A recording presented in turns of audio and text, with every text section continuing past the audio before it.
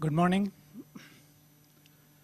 So it's my pleasure to introduce the invited speaker for today, Pavel Pudlak. He's currently professor at the Institute of Mathematics at the Czech Academy of Sciences in Prague. Pavel's research interests are broadly in logic and complexity theory. Specifically, he has made several deep contributions to areas of complexity of proof systems, lower bounds for proof size, circuit complexity, and if you look at his publications list in his homepage, it's the breadth of research interest is quite amazing there, ranging from model theory in pure logic kind of stuff to combinatorial stuff like Ramsey theory and coding theory and stuff. Pavel is editor for several leading journals in both logic and theoretical computer science. And among the honors and distinctions, he has received the Bolzano Honorary Medal for contributions to mathematical sciences. Another little interesting thing, I was trying to find out who his advisor was when he did his PhD yesterday. And it's quite a unique thing that he did his PhD without an advisor.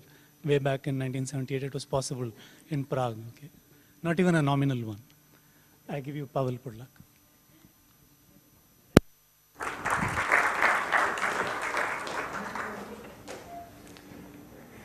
Thank you. Thank you for introducing me. Thank you for invitation to this unique place. It's a pleasure for me to be here. Concerning the advisors, of course, I had many professors that advised me, and it was just an official thing that nobody was written as an advisor. Okay, so what I want to talk about today is a relation between propositional proofs and computational complexity. So the title is a bit generic on extracting computations. More precisely, we will extract circuits from propositional proofs. So here is a brief overview of the talk. I will not follow very much the paper which is in proceedings. It will be partly orthogonal to this, mainly because the main thing that I want to present was not ready at the time, and therefore I want to focus on this thing, which is a new kind of computational model, which for lack of other good names, I just call generalized circuits. And this will be the main focus of the lecture, and I will also say why this model is interesting. And in fact, it's in some sense uniquely determined by the purpose for which we invented it. So I should say that this is a joint research done with Neil Tappen, my colleague from Prague.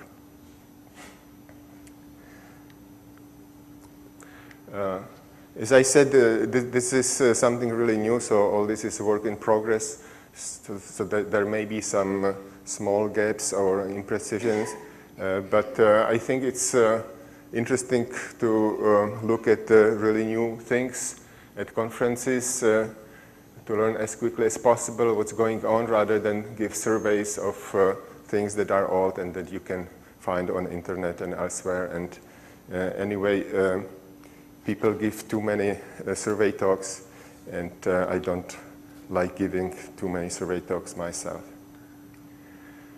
So the first question is, why should we be interested in extracting proofs from extracting computations from proofs?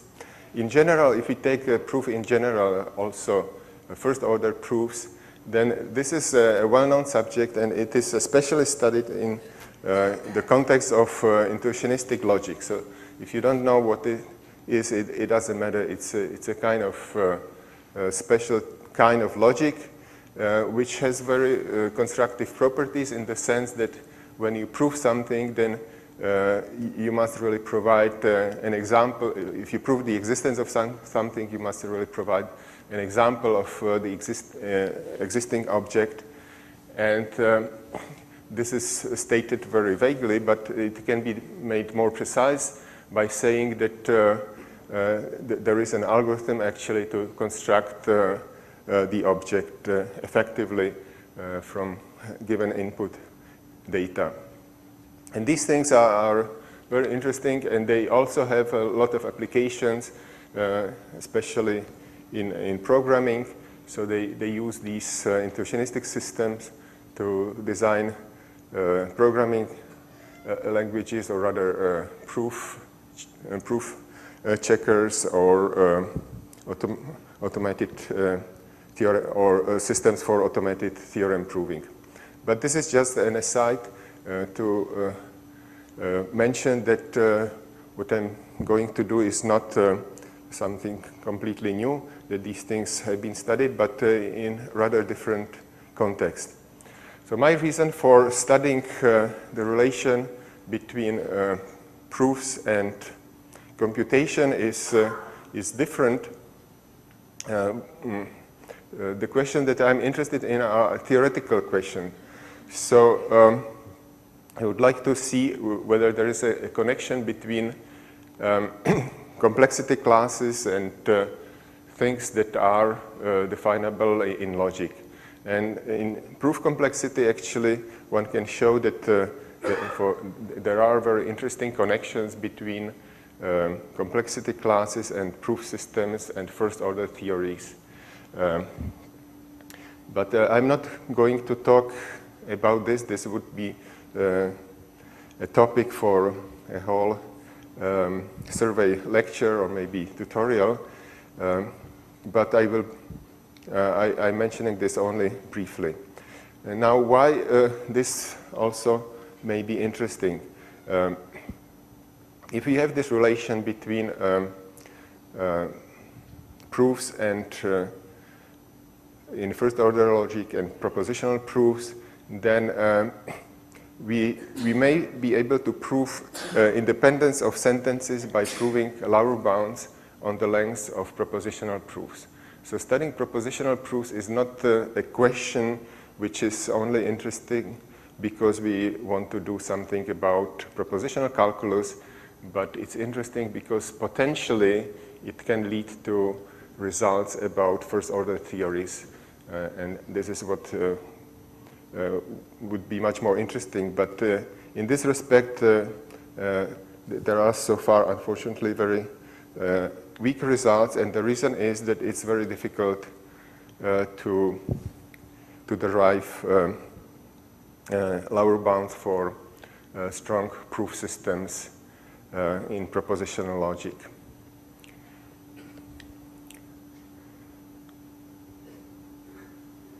So let's see what is a situation. Again, I will only briefly mention intuitionistic logic. In intuitionistic logic, this problem has been studied in the context of first-order theories, but it turns out that when one considers propositional proofs, then intuitionistic logic is also very much constructive. In particular, we show that if you take the usual kind of propositional proofs, then you somehow can extract computations, and vice versa. Let's be more precise. You can, given a proof of certain type of a sentence, which I'll explain shortly, you can get a circuit which somehow decides a problem related to this sentence, and vice versa. For each Boolean circuit, you can construct such a sentence. So in some sense, an intuitionistic propositional proof of certain type of sentences corresponds very well to Boolean circuits. And this is because this logic, as I said, is very much effective, very much constructive. But in classical logic, it is a little bit different, or considerably different situation. Namely, this constructive nature appears only for very weak systems. And we would like to know where is the border precisely between those for which we can from which, for those systems from which we can get small Boolean circuits and those from which we cannot. And this border seems to be somewhere between resolution and depth 2 Frege systems, which is kind of slight generalization of resolution proofs. And we don't know precisely where this border is. This is the first reason why we study this. And secondly, even if we know where the border is, then we would like to say something about stronger systems. So the goal of this research is essentially to come up with kind of models of computations that would characterize in a similar way stronger systems than resolution. Now let me just briefly explain what these systems are.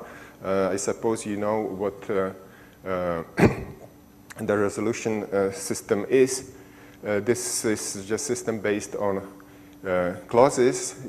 A clause is a disjunction of literals, and from these clauses you want to derive a contradiction, and when you derive the contradiction, then this is a proof. So it's a proof by contradiction. Now, there is a hierarchy of systems where you allow formulas of higher complexity, not only disjunctions. So the first step after resolution we can call depth 2 Frege system is based on using not just disjunctions but DNFs, that is disjunctions of conjunctions. So the rules that you need are the resolution rule, but you also need an extra rule to build conjunctions. I'm not going to describe this in detail because it will not be, because I will not go into details of the proof, so we don't need this to have to be defined precisely. So let me now go straight to the main subject, but not quite straight. First, I want to do something simpler than describing the new model, because this is a little bit complicated.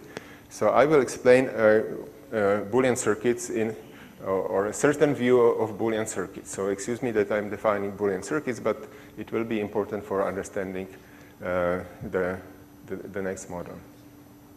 So Boolean circuit is, as you know, is determined by n input variables, vertices, and directed acyclic graph. So essentially what I should stress here is that I will consider a Boolean circuit with only gates and an OR, and negations are only on inputs.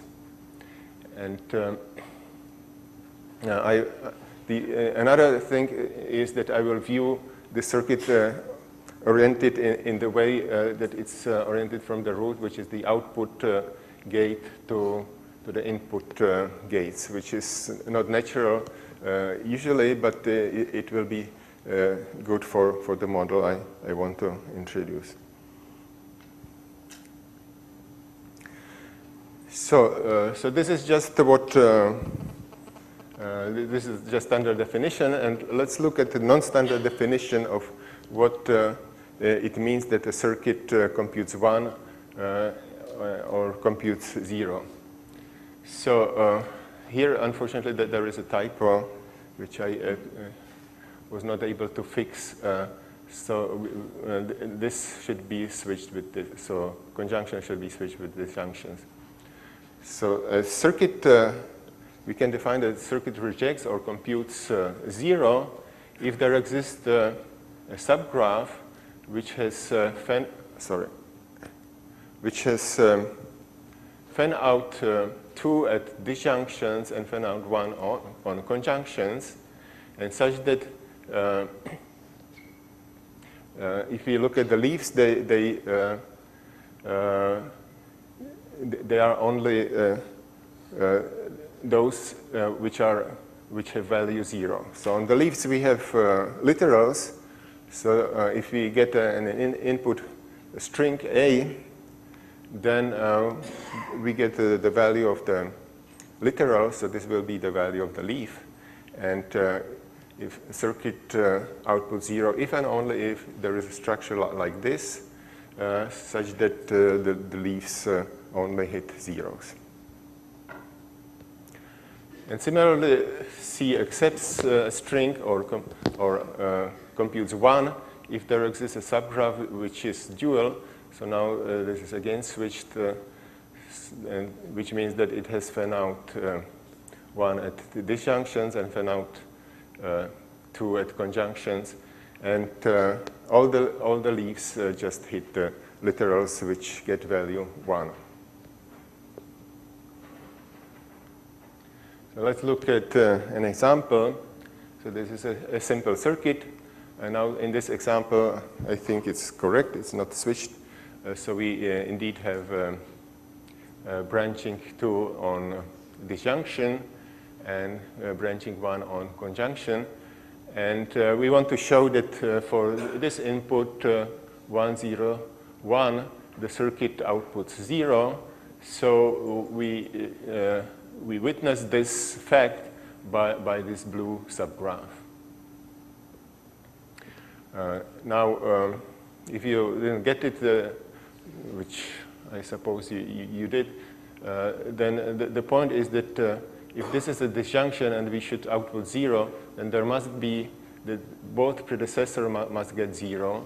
And if it is a conjunction, then we need one predecessor to be 0. So this is an explanation why this structure witnesses that it is 0. Now, similarly, if we want to show that on this particular input the circuit outputs 1, then we use this dual condition that it branches just once on disjunctions and twice on conjunctions. So this blue structure, this blue subgraph, witnesses that this input is accepted, that the circuit outputs 1.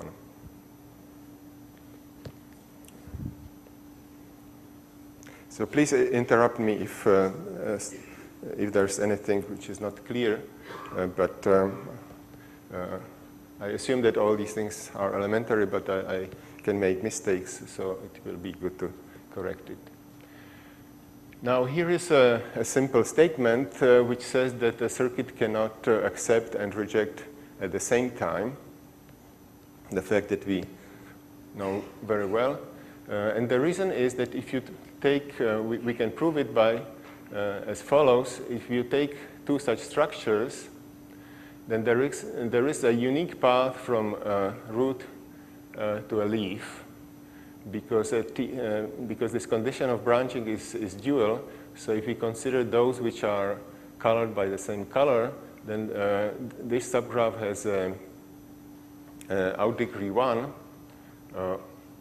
and therefore there is a unique path to a leaf.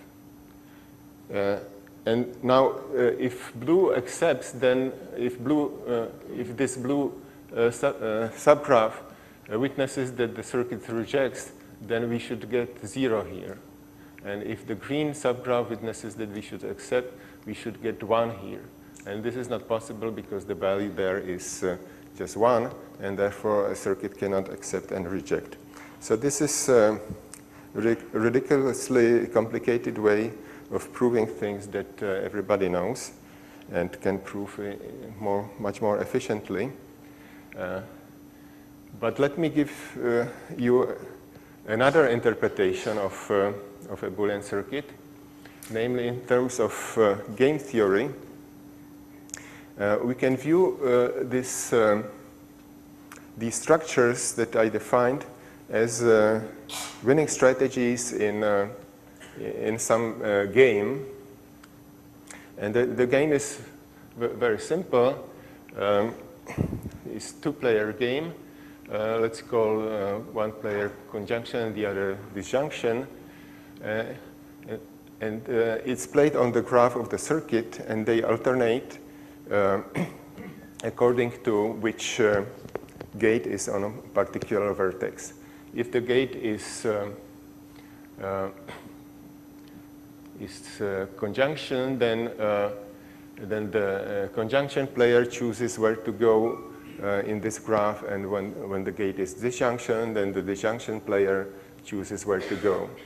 So they construct cooperatively a unique path from the root to the leaf, and then we say that the conjunction player won or wins if the literal has value 0 on this leaf, and otherwise the other player wins.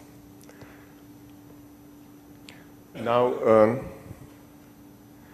if you looked at this, let's consider, say, disjunction player.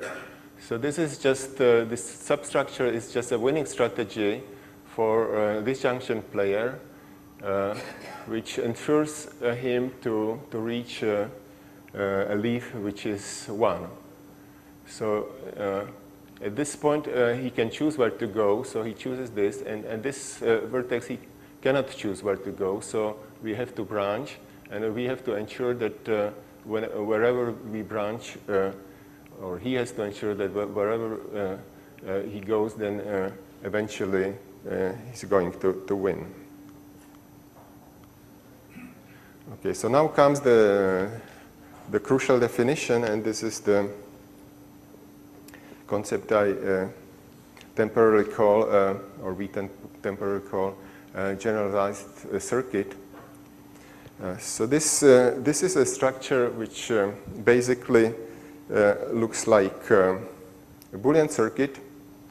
So it has input variables, set of vertices, and it has unique source, and it has fan out 2 except for the leaves. And also the vertices are labeled by 2 labels, but now we prefer to label these vertices by 1 and 2 because the computation will not actually produce conjunctions and disjunctions on these vertices, and it would be confusing to call these, to label these vertices by conjunctions and disjunctions. But structurally, it is still the same until this part. What is new is that we have a more complicated structure. Somehow we expanded this Boolean circuit into something like a Boolean circuit, expand to a more complicated structure by having in each vertex, at each vertex, a set of more points.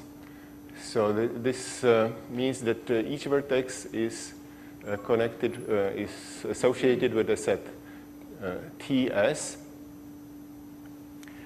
And then we have a certain relation between these sets that are connected.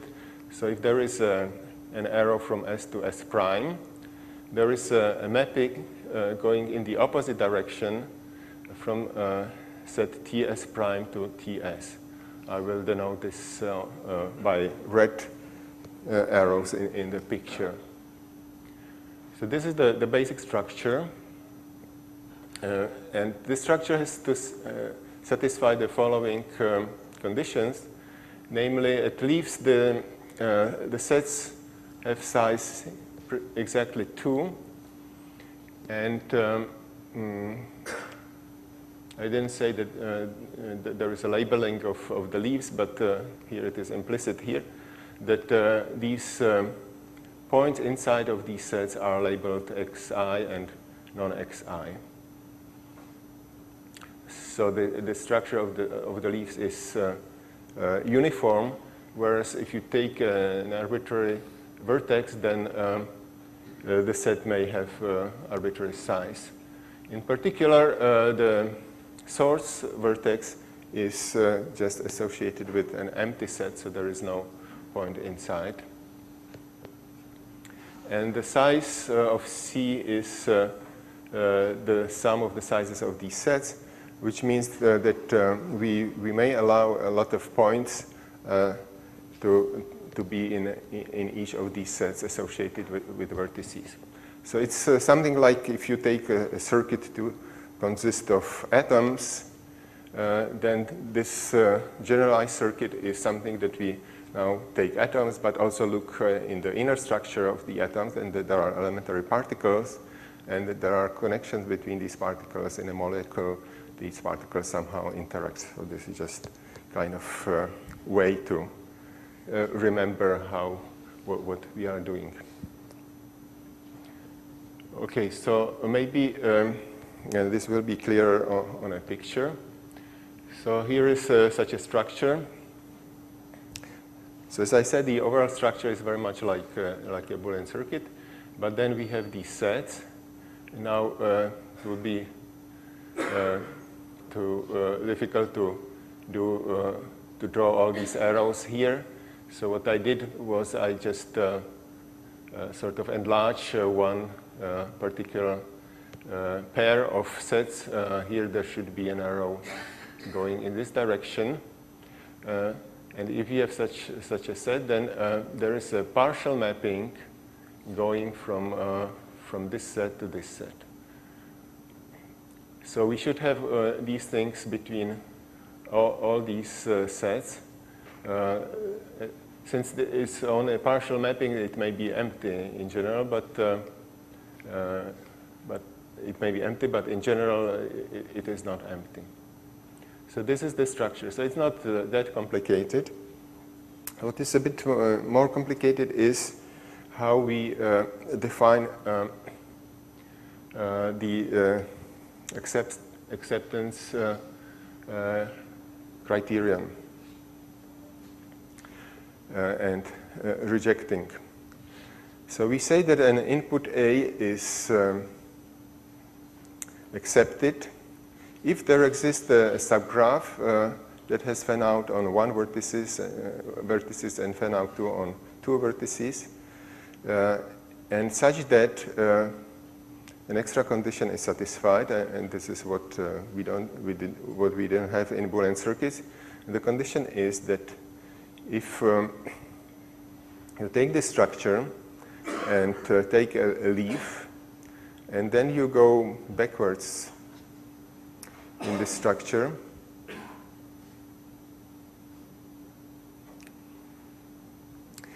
and so before you okay, so you go from a leaf and construct a path, and then there is a connection as sorry.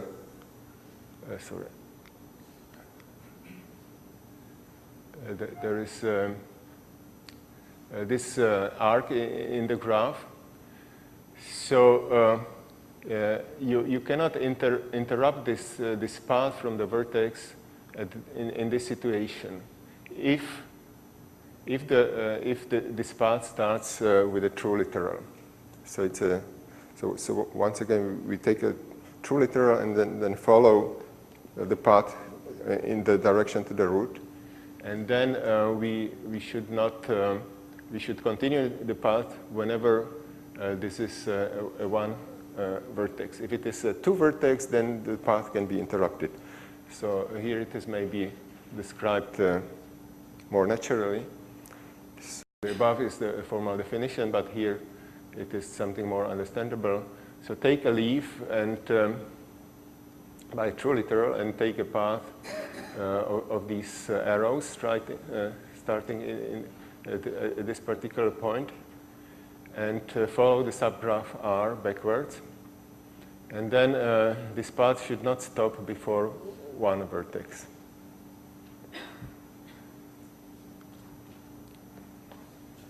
Now the condition for accepting is defined in a dual way. So again, we consider path, but there is no duality in being true or false. So again, we just take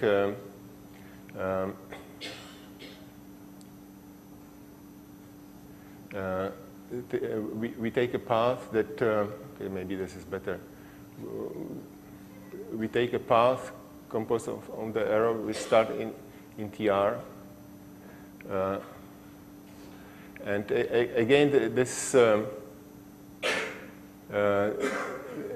this T should be labeled as true. So the duality is only that we say that it cannot stop before two vertex, but again we just consider true literals and paths going from these literals. So this is a description in words. So let's look at the picture, which is probably clearer. So we get an input and we want to decide whether it accepts or rejects, or whether nothing happens. So what we do first, we assign values to literals. So here in particular the value of this literal is 1. And then we look for a structure which has this property, so we want to reject. So we branch on on the vertices labeled by in two ways, and just once on a vertex labeled by the first one. So the whole structure is not drawn here. It's just what I drew is just one path going to a leaf. And now we consider this path and go backwards from a true literal. And here this path ends here. It doesn't go here. And the reason is that here the function g, the mapping from this set to this set, is not defined on this point. So this is okay. So in this case, the structure is all right. But we have to check it for all input, for all points in the leaves which get value 1. But this is a property that can be efficiently checked, because we just take all the leaves and all the points in the leaves that get value 1 and consider all the paths, and these paths are determined uniquely because we always have a mapping. So we get these paths, and then we just check that whether we can get there. So what is non-effective here is how to find these structures in particular, how to, in this case when we want to reject, how to find this subgraph. So in principle, this is only NP condition, and if we define Boolean circuits as I did in this way, then a priori it's not clear that this can be efficiently computed. We just get that what circuit does is something which is in NP intersection co-NP. But because we know that's how to compute with circuits, we know that also it can be efficiently computed. But for this model, this is not clear, and it suggests that actually this may be hard. But before discussing this, let's do the things that we did with Boolean circuits, namely check that there is no input that is both rejected and accepted. The proof is very similar. Namely, we take these two structures. Okay. I don't remember where I have a picture of this. I don't have picture for that, sorry. So let's just say it in words. So we take these two structures, so one witnessing that the circuit should accept and one witnessing that the circuit should reject. So again, we have a path in both structures, unique path in both structures, which go from the root to the leaf. And then what do we have on the leaves? On the leaves, we have 2 points labeled by complementary literals. So one of these literals has to be true. So we take the one which is true, and then construct a path from this going back to the root. And this path, according to the definition, cannot be interrupted, because it cannot stop before one vertex, because because this is in the structure which witnesses that it is rejected, and it cannot stop before a 2 vertex because it is also part of the structure which accepts. So it has to go all the way to the root, but there is no point in the root, so it cannot go to the root. So therefore, these 2 concepts are disjoint. However, it's possible that we have such a structure and an input for which we don't find witnesses for acceptance and rejections. So, in this way, we only define partial functions. We do not define total functions.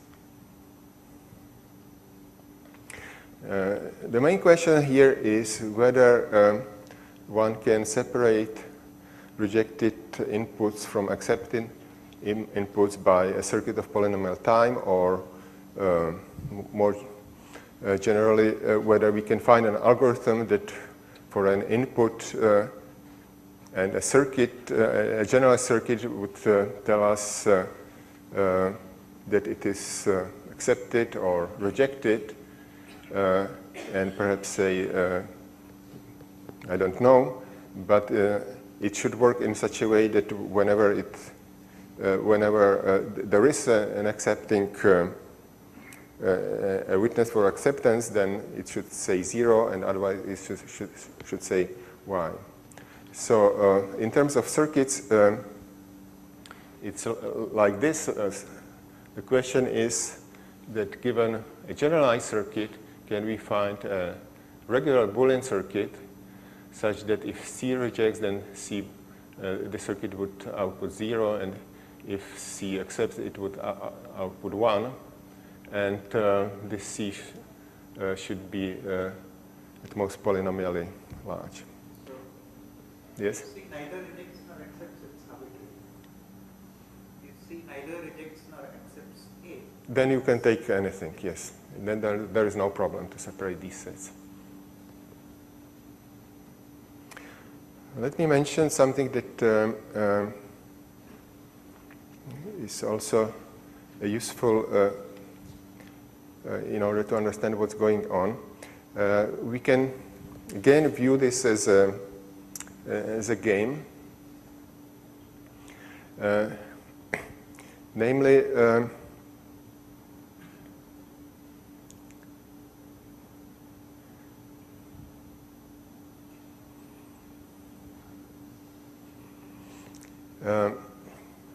I will describe this game, but the goal is to interpret it in terms of a game in such a way that if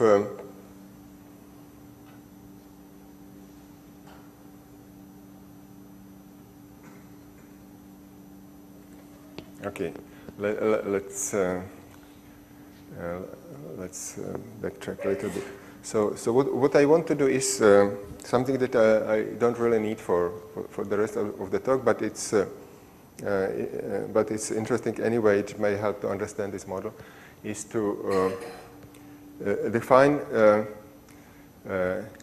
mode of acceptance and rejection, which would be always defined.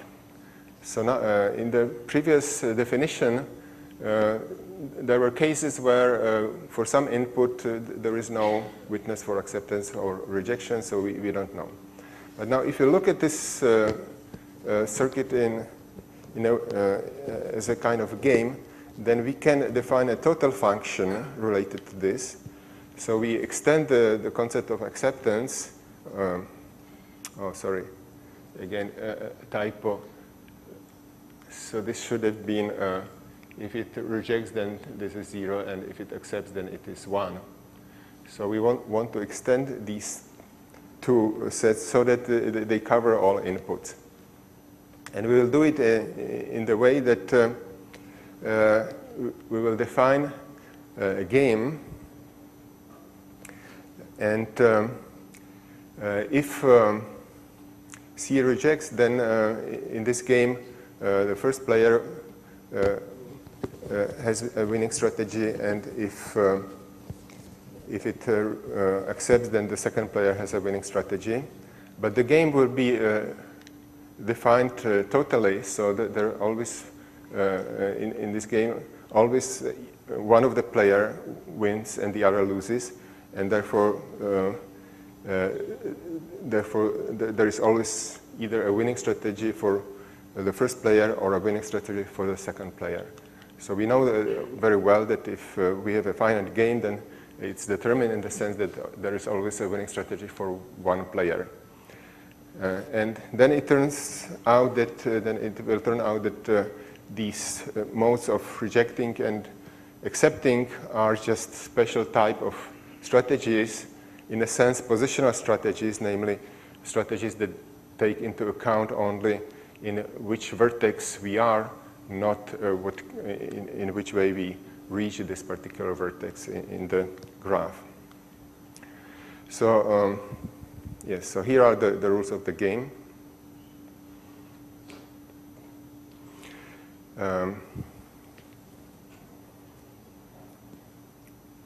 Let me maybe just go to the picture and explain it on the picture. So we will now assume that we don't start with an empty set, that we already have something on the root.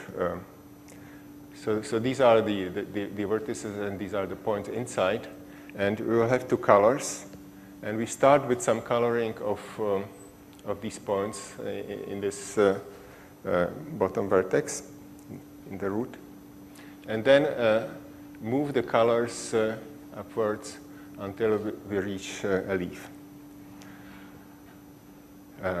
If this is a vertex assigned to player 1, then player 1 decides where to go, and if it is a vertex assigned to player 2, then player 2 decides where to go. So they just decide where to go, and the rest is determined by the circuit. So if the player 1 decides to go left, then what happens is that, or maybe he decides to go to the right, then what happens is that whenever there is a connection, then he can use, he can color, or this will be colored independently whether he wants or not, by his color, and the rest will be colored by the colors of the opponent. So here there is a connection in this direction. So this color, his color propagates, and this just stays. If he decides to go here, and there is no connection, so if you decide to go here, what happens is that all these points go to the second player. So here it is written formally: the player's picks direction and colors the edges that are connected to his previous color circuits, and the remaining go to the other player. And the goal of the player is to color a leaf by his color, and we assume that that on the leaves we have just a single point, so only one player can color this, and therefore who wins and who loses is uniquely determined. So now we have these two possibilities for the first player where to go, and here he loses one of his colors, so he thinks that it may be better to go actually this way, because here he has at least one of his colors. But then what happens is that the player 2 can go in this direction, and although the blue player apparently gains, because now he had one point colored by blue, and now he has 2 points colored by 2, whereas this is only 1 point colored by from the vertices colored by blue. So it ends up like this. So this is the final position of the game. So it's a path in the graph which has these properties that the colors propagate in this particular way, and the color at the end determines who won.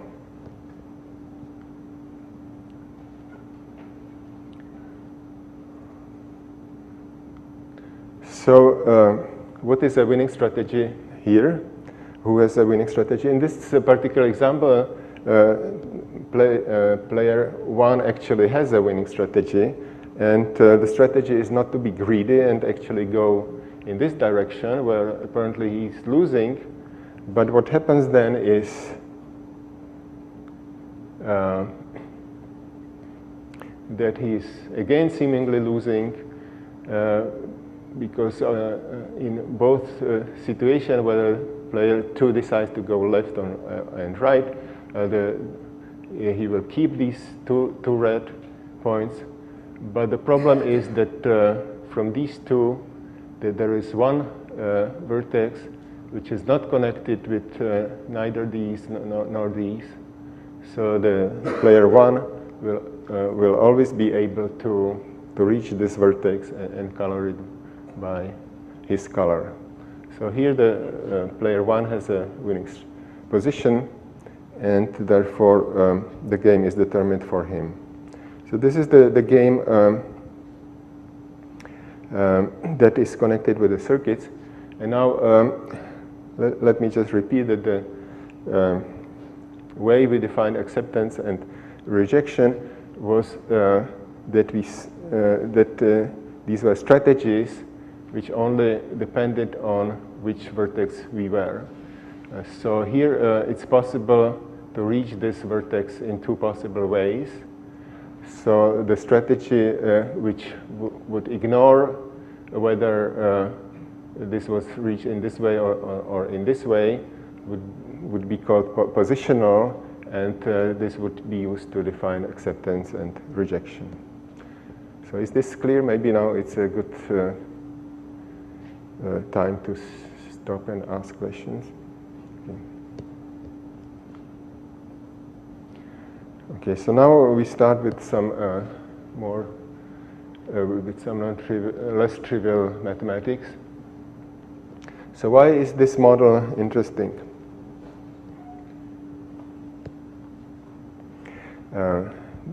So here is the connection with propositional proofs. So to make this connection, we cannot consider proofs of arbitrary tautologies, but we have to focus on tautologies that have a particular form.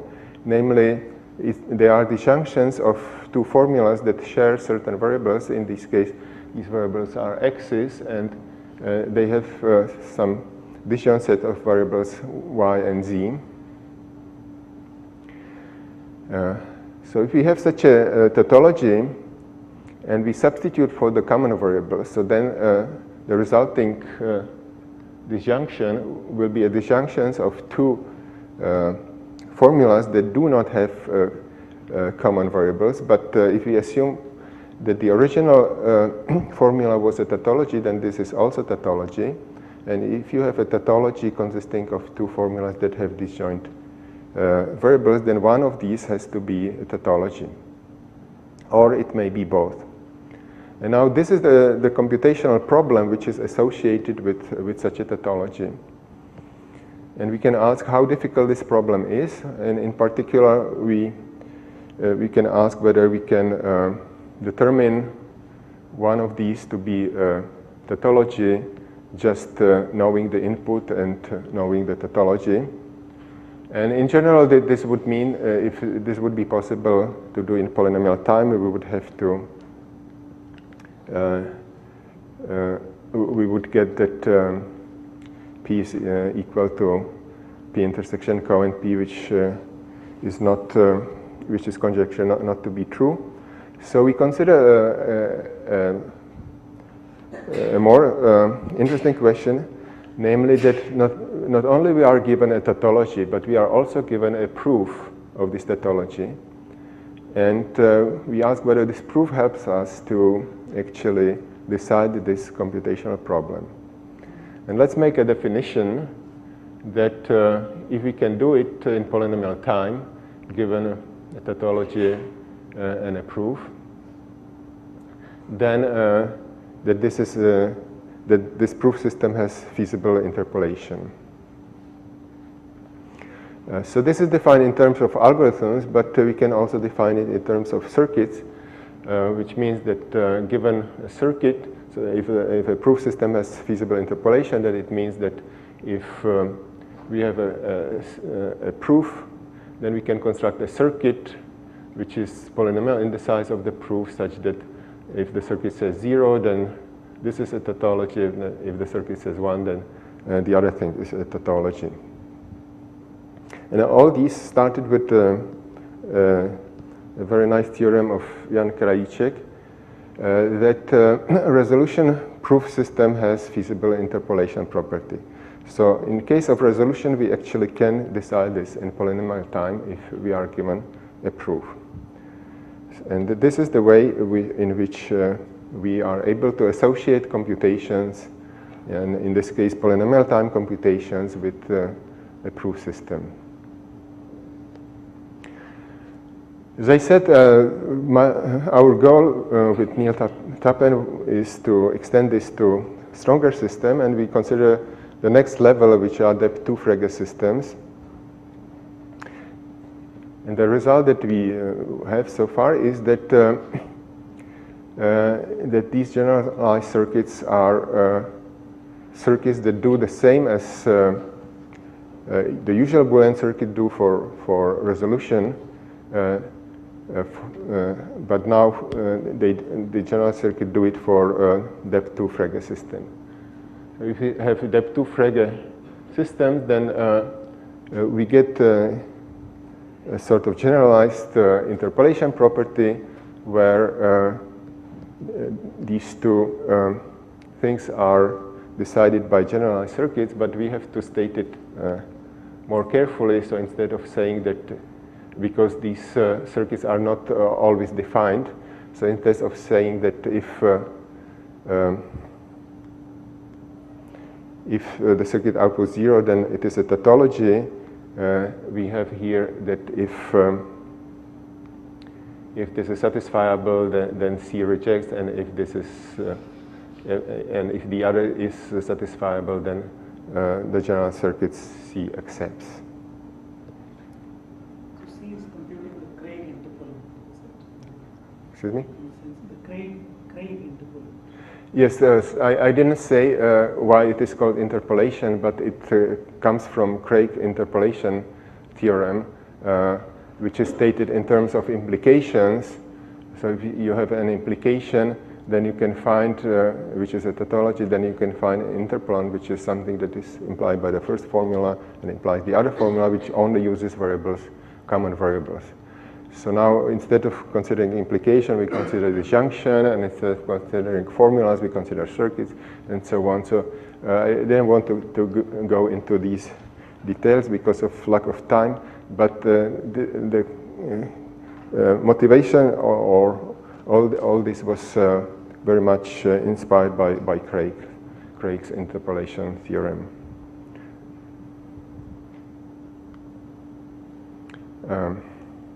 Now let me skip this. Because this way of accepting and rejecting does not define a total function, it may be better to view this rather as defining certain NP sets and pairs of NP sets which are disjoint. So this is another important concept which is used in proof complexity, that we can characterize properties of a proof system by disjoint pairs of NP sets. And then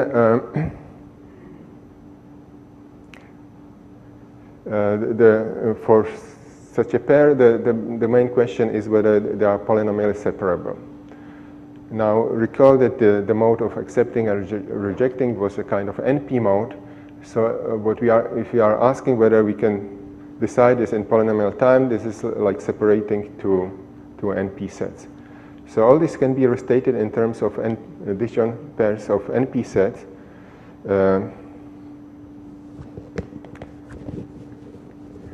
And we can view these things as, okay, so if we have formulas of this kind, and if we have not just one, but we have a sequence of effectively presented sequence of such tautologies, then we can construct sets of this form, and then we indeed get a uniform concept of disjoint sets. And having polynomial size proofs, if these have polynomial size proofs, then we say that the propositional proof system proves that these sets are disjoint.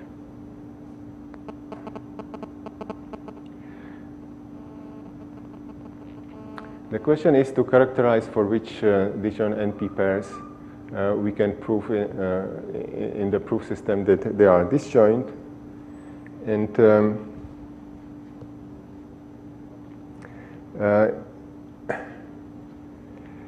we can rephrase or restate essentially the Krajicek interpolation theorem as a statement saying that if a disjoint pair is provably disjoint, disjoint pair of NP sets is provably disjoint in resolution, which means we have polynomial size of proofs of these instances, then it is polynomially separable.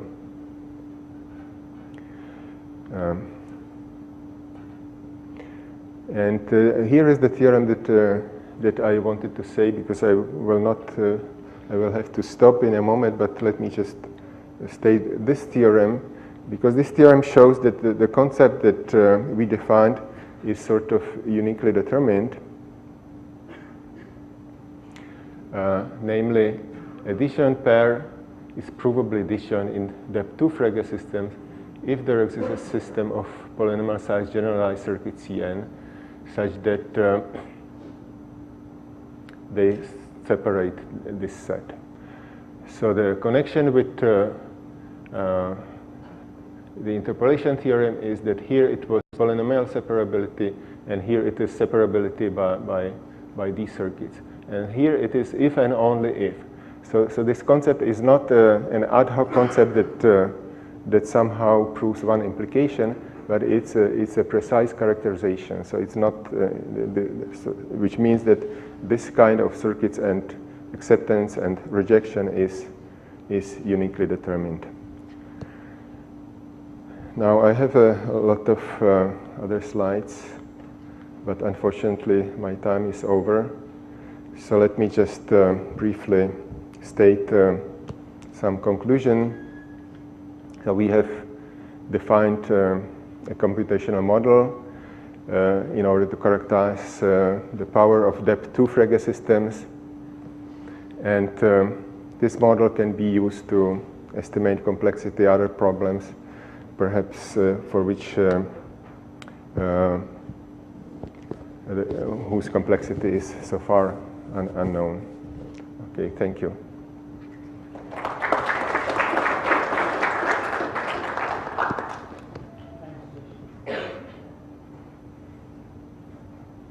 Yes? The other example of a disjoint pair that is separable in this way and not with the resolution, or not known to be separable?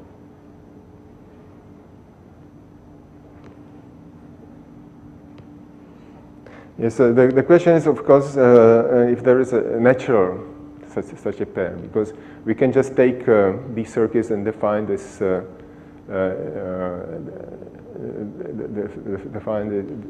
this pair. Actually, it's on one of these slides. Yeah, so here it is on the bottom.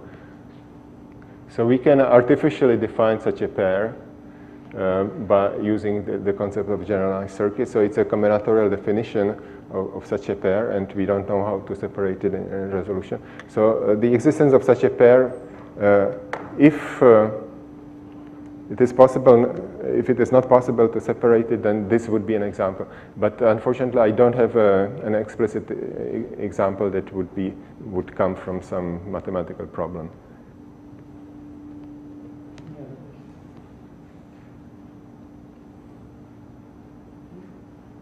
Speaker again.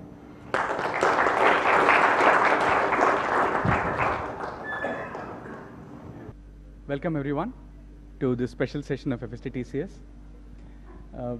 We are planning a discussion here on undergraduate and graduate curricula in theoretical computer science. As you've seen in the program with abstracts circulated to you, so we have three people on the panel here.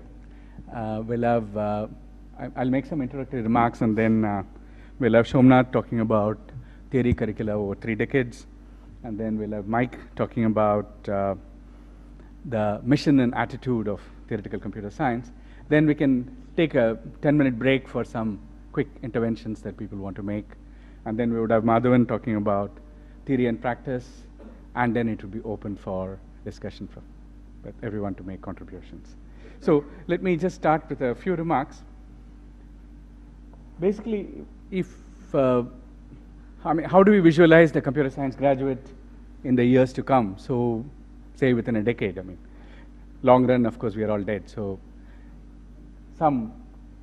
and in terms of how we see her or his potential, in terms of knowledge, skills, and attitudes, these are the things that define a curricular framework. Most of it is about tools and techniques that we talk about, but there is more. And in the case of computer science curricula, the computer science landscape itself changes very fast. And theory we can think of as that which identifies core structures, especially that impact on practice. Now, in the different bodies, because of this changing nature of the landscape, there are discussions. I found, for instance, that the ACM 2008 report singles out certain features. This is not only the ACM list, but in other discussions that I've seen. For instance, the fact that increasingly computing and computer use is getting web-centric. Should that make some difference in CS curriculum itself? And if that is so, what about theory? Security. Now, in fact, ACM 2008 report strongly makes a case for security becoming a core in this course computer science curriculum. And it says that the teaching of programming languages, the teaching of algorithms, the teaching of all should bring in security concerns somewhere. I don't know what that means, but I'm putting it to you as things that people are talking about. Another one that people talk about is multi-core architectures. And so what concurrency means. So there is a suggestion, there is a point curriculum, as it's called, I think, developed by Rod Downey and somebody else, which suggests that concurrency should be brought in early into the curriculum. Then, of course, there is a lot of discussion in curricular discussions on what it means for teaching subjects like computational biology. Now, increasingly, computer science is multidisciplinary, impact on many different fields. So even if you want to identify core concepts that are going to be of use, there is some debate on that. Another one is computational modeling as a discipline in itself, like mathematical modeling being taught. Now, what does that mean for our curricula? So I think clearly there is a need for discussion. Now, many universities do review curricula in the light of these such considerations. They do inform changes in curricula, but usually these are internal. And you might find some criteria discussed on a web page somewhere, but overall, professional academies have a role to play. And as I said, ACM, I think, puts out a report roughly every 5 years or so. In general, for TCS, there is also this additional problem, and I've seen this very much in India, and I'm sure it's true in many places, that university bodies, boards of studies, senates, and so on, don't really understand what computer science is, and especially what theoretical computer science is. And so for departments or to work within a framework, interacting with other disciplines and working out a curriculum becomes a problem in itself. So I'm just throwing several such questions that to say that there is a need for discussion. I would like to suggest that while we are going through this discussion, let's avoid questions about, for now, about why should we do this at all? Is there a point to it? And I want to suggest that there is a need for discussion. Let's get on with it. How we will actually impact on university bodies or regulatory bodies, etc., is something we should think about, but I want to take it up towards the end of the discussion. So with these few words, I would like to invite Somnath Biswas to come and talk about the historical perspective on it.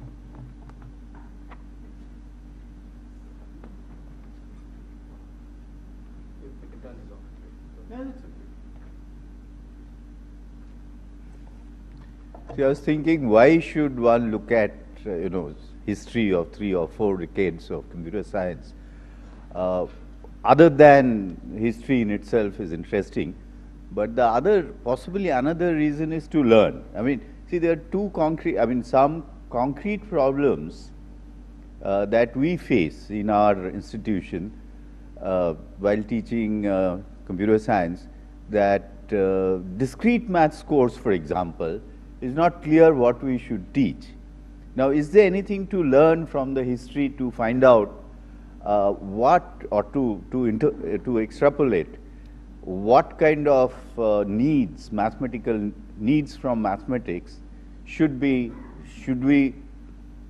serve today so that our students are prepared better for tomorrow?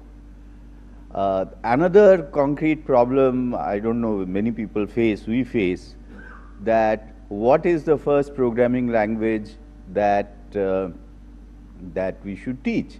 Strangely, long back we used to teach Pascal, then it became C, then everybody went Java, so did we. Then there was a lot of debate, people felt it's not good, so we came back to C, and I'm told now some people are talking of some languages like Python and all that. And strangely, one would imagine that the first course, programming course, that should be kind of clear by now. At least it is not clear in our institute what we should do. Now, a lot of things to say about history, of course. I said in my abstract that it has been more evolutionary in nature, because you see, for example, way back in 1968, I think Knuth's first volume came, right? Fundamental Algorithms. And the things which are there, which are essentially the same things we teach today in data structures, most of it, right? And 73, his book on sorting came, how to analyze algorithms. All those things are again very, very topical, and that's what we teach today. But at the same time, so I said it is more evolutionary, but of course there have been some revolutions. And one particular thing is notion of NP completeness, which of course came in 1975. And I think one acid test that whether something is really revolutionary is that how quickly it gets into elementary textbooks and stays. So that way, I would say NP completeness, very quickly all algorithms and theory of computation book would have a chapter on NP completeness, and it's kind of clear whether the person is going to do theory or otherwise. It's something which everybody needs. But more fundamentally, I mean, which is I would say one or two more things about this, but I kind of think, I don't know whether it is true, what others think about it. My feeling is, of course, everybody said the central thing in computer science is algorithms. And if anything over the years, its place is becoming more and more central. By that, what I mean is in the early years, not early years, okay. So what I mean is, you know, earlier, the kind of, they would, maybe I should put it this way, that an algorithm is a very concrete object, right? Whereas if you see some diagonalization algorithm, for example,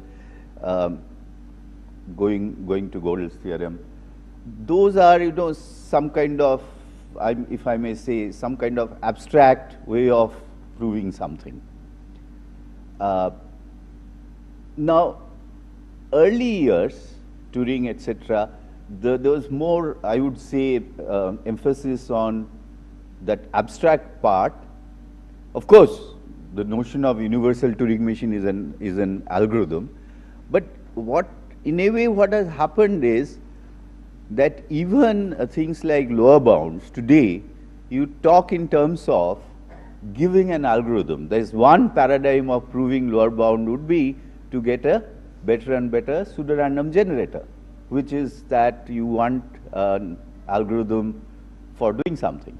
If you can give an algorithm with certain guarantees, then you prove something, you know, that something does not exist. See, you understand, to me it's a very exciting thing that usually one looks at algorithm as a positive statement, that here is, you know, upper bound, right? Here is how I can do something. Whereas negative statements like, you know, there is no algorithm for this, or there is no good algorithm for this, these are, and usually negative things are more difficult to prove. But now we see that using a positive kind of things, which are people, at least I think humans are more, they can more easily grasp that kind of positive argument. Using that, you can prove non-existence. So, and there are other examples of this nature.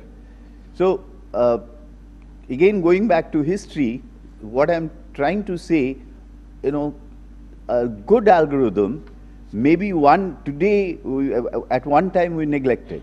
I mean, simplex algorithm, when I was doing my, you know, I learned computer science as an MTech student, master's student, way back in 74 to 76. That time, there are books, Hopcroft, I think it is Eho Hopcroft Ullman on algorithms. It's a surprisingly good book. Even today, it's one of the best books, I would say, for algorithms. But they did not talk of linear programming at all. Although practitioners were using linear programming all through. And it hit us back later on. And now you know that linear programming, because I think those days they did not talk, the computer science community did not talk of linear programming because it meant simplex, which is exponential time in the worst case, and that's something no-no, right? So, but after Kashian, now you see that how powerful LP has become as a paradigm for solving algorithmic problems. The other great thing that happens is randomization. Randomization, of course, the idea of randomized algorithms was early 70s, but it really, it became, you know, mainstream computer science, I suppose, after 80s, and it has entered everywhere, right? So over the years, I can see at least these couple of things which have made dramatic entries. I would say the role of linear programming and the role of randomization. And if you see that way, at least when we teach our MTech students who come from other places, and they're generally weak both in linear algebra as well as in, you know, even the discrete probability. So I don't know. I mean, I would say, in fact, we are giving a remedial course now in the first year for the first semester MTech students, which emphasize three things: algorithms, and linear algebra, and probability, discrete probability. Whereas most students now, this counting, combinatorics, they kind of, they know graph theory or whatever little graph theory we need, they have enough background in that. But, you know, our master students who come from various other engineering colleges, usually they're not very good in these linear algebra, discrete probability, and of course logic. Logic is another thing which is like we need to teach logic. Don't ask me why, because somehow certain rigor you can do very well. You know, you don't need really too much of, you don't need to spend too much time, but you can, you know, like you can show a completeness proof of, let us say, first order logic without spending too much time. So what I'm coming back to the history part, in my abstract I've said certain things about you know, theory of computation, etc. But more importantly, I see that overall the role of algorithms, if anything, it has increased. The other thing is that it's difficult to say, at least I will not be able to say, if I look at these 30 years, that what kind of mathematics we should teach. I mean, now it seems, you know, because of expanders, etc., that one should not only know spectral theorems, but also one should understand some bit of, you know, that kind of geometry. Now, how much of such things you can teach? So, in a way, stronger and stronger mathematical tools are getting now, they find. And this is kind of rambling thoughts. So, but what I'm trying to say, if anything, the role of algorithms has become more, as well as the mathematics. Not previously, people used to say we want some kind of mathematical maturity, but my feeling is you need more than that now. You need some knowledge of some core areas of mathematics to do well. And I mean, take security, one example he said. So you need at least elementary number theory. So where do you stop? You see, number theory, geometry, linear algebra, probability. So almost it's like you need some kind of BSc in mathematics to do well in computer science. But that apart, I think also another point is that we can't just tell our students do these courses in the maths department. It doesn't work, because I have seen almost anything that CS community has taken up, they have managed to change it. I mean, take coding theory. Coding theory was a standard thing in electrical engineering. And look at what people like Madhusudan, etc., did to coding theory, So we have a unique view, and even for mathematics, I think we should have a unique view, and therefore maybe we need to teach, the mathematical stuff rather than hoping that our colleagues from other departments will do it. That won't work. And last point I would make is, Ramanujam talked about interdisciplinary things. Take computational biology. I think, at least I feel, let me admit it, that what dynamic programming is, in its full gamut, I understood when I looked at these computational biology algorithms. And some of our students said that, this course, the amount of algorithms that one appreciated. See, the normal algorithms course, you take this paradigm, that paradigm, that paradigm, you take one problem, next problem, next problem. But in computational biology, there's a book by Pevsner, for example. If you see that he's talking of these paradigms, divide and conquer, dynamic programming, greedy, exhaustive search, and he's giving biological application. So in a way, it is easier to motivate if you stay within one domain and do algorithms. I don't know, first algorithms course can be done that way, but certainly some allied things like computational biology, if you do, you appreciate the core algorithms even more. So that's another thing that is happening, has happened for, has been happening now for some time, which is a very positive thing. So it seems now not only, we need to learn some language of the domain, right? So now one would say that maybe one should learn a little bit of biology to appreciate some of these. Fortunately, you don't need too much of biology to do computational biology. But point is, I'm very confused, and let me admit that what should be the preparation from other disciplines for computer science, mathematics, biology, economics, right? Game theory. So there is no end to it. I would, Jacobo said that it doesn't matter what you do, you should do something very well. Yes, that's one principle. But I still feel that we need to teach some core things. And these 3 decades, possibly there is a lesson. I have not fully understood it. I would like to hear your views on that. Thank you.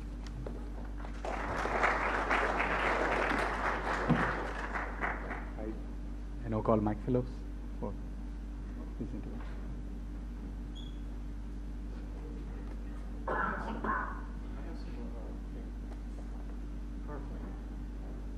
Well, I don't know why JAM asked me to talk at this thing. I haven't been in a normal classroom for 7 years. I haven't graded papers for 7 years. Mike, you have it? No, but I do have a couple of thoughts about curriculum. 2 that I'll try to share.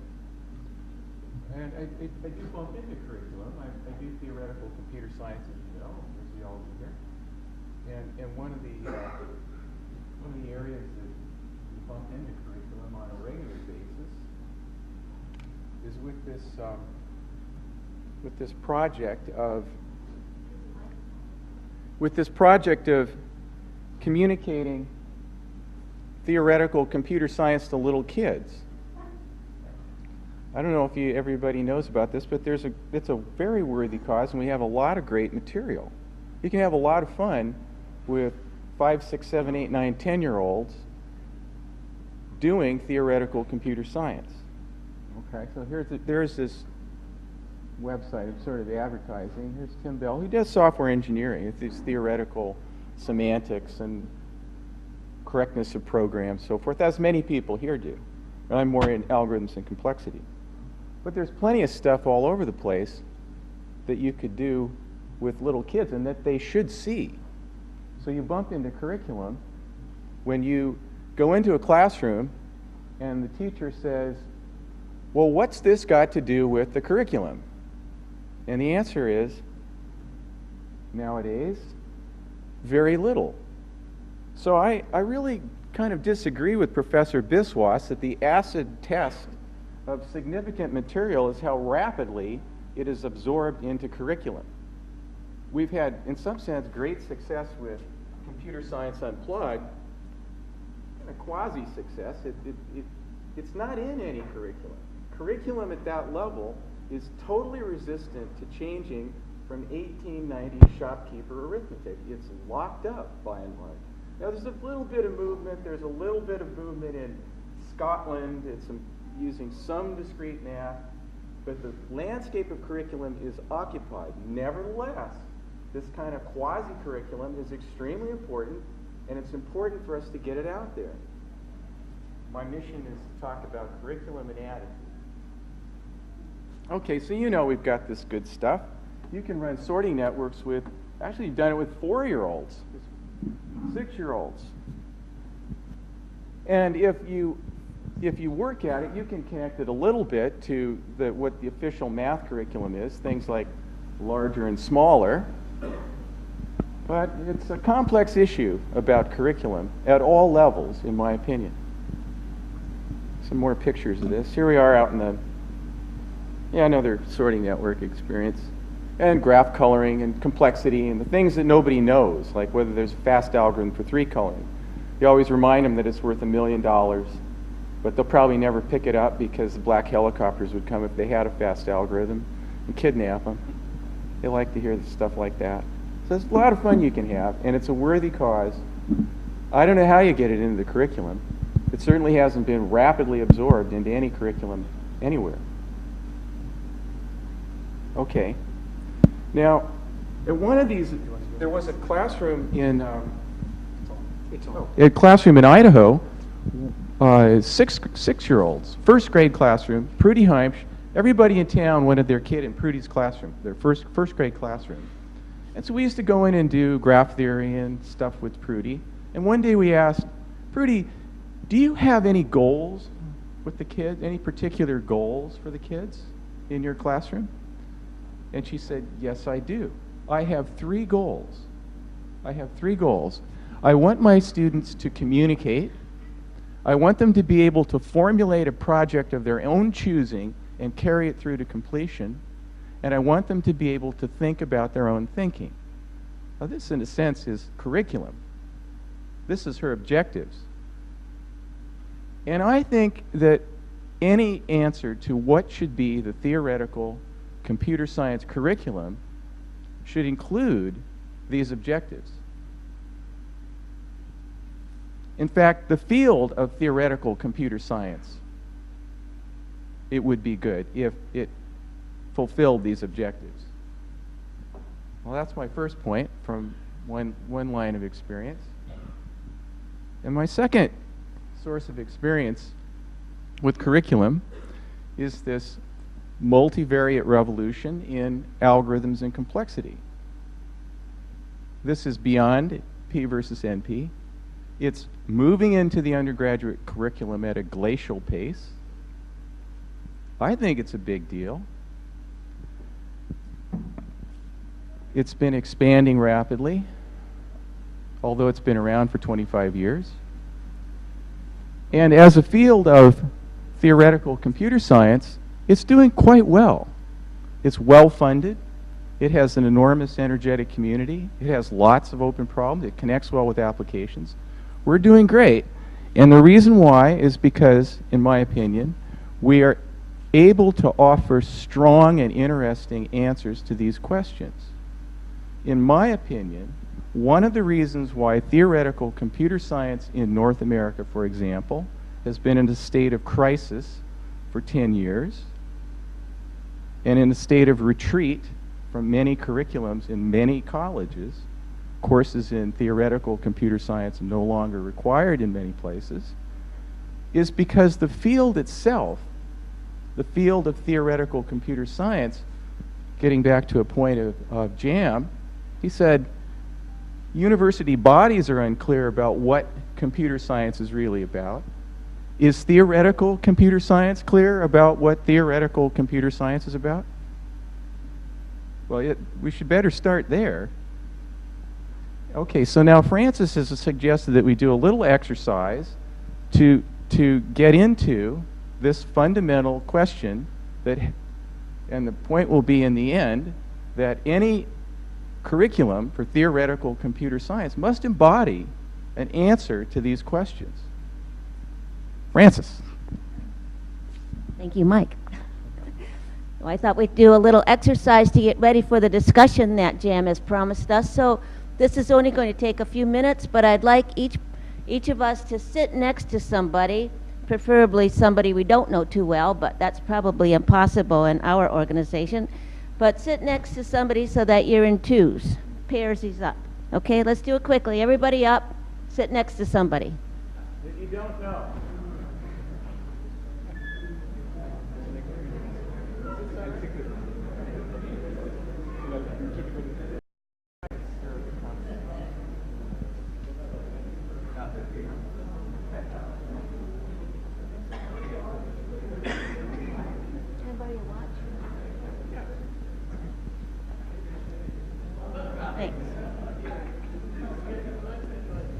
Okay, now that we're all sitting next to each other, here's a couple that are not connected, okay?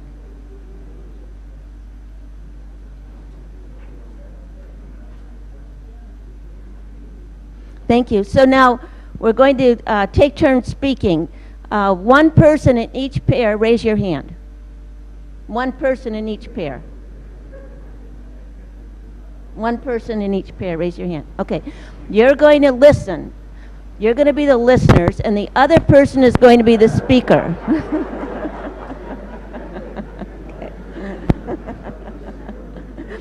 So the person who did not raise their hand has 1 minute to speak. I'm going to tell you what to talk about in a minute. And then after a minute is up, I'm going to call switch. And the speaker stops, and the other person, the one who raised their hand, has 1 minute to speak. Okay. Ready? So the person who did not raise their hand begins speaking to your partner for 1 minute about what is the mission of my field. Say what your field is to your partner. And how am I going to accomplish it? But at least start with what you care is your mission of your field. Go. Your area, theoretically.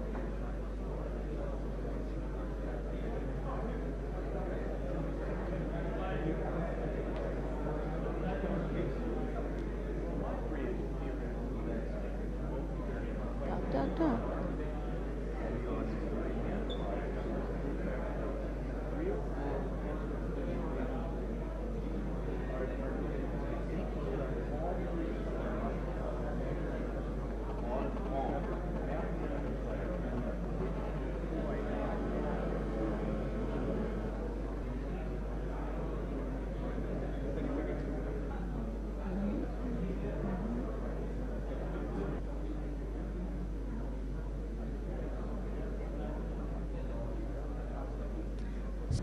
What is the mission of my field?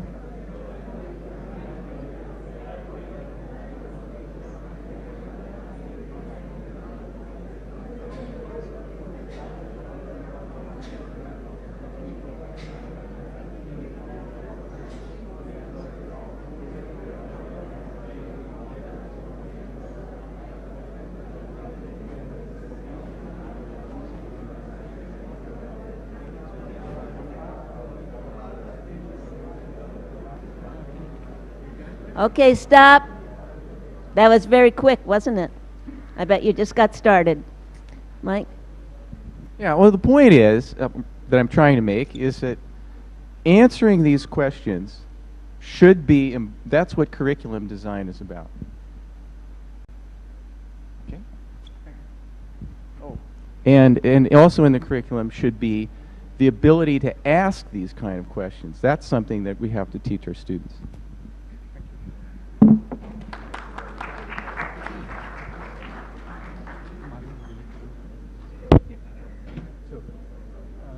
We'll continue actually, and we'll have Madhavan coming and talking about teaching theory to practitioners and practice to theoreticians.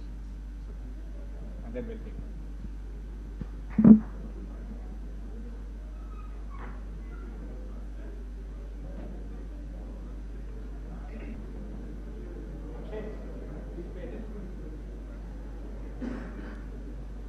Okay, so this is probably at variance to what I wrote in the abstract.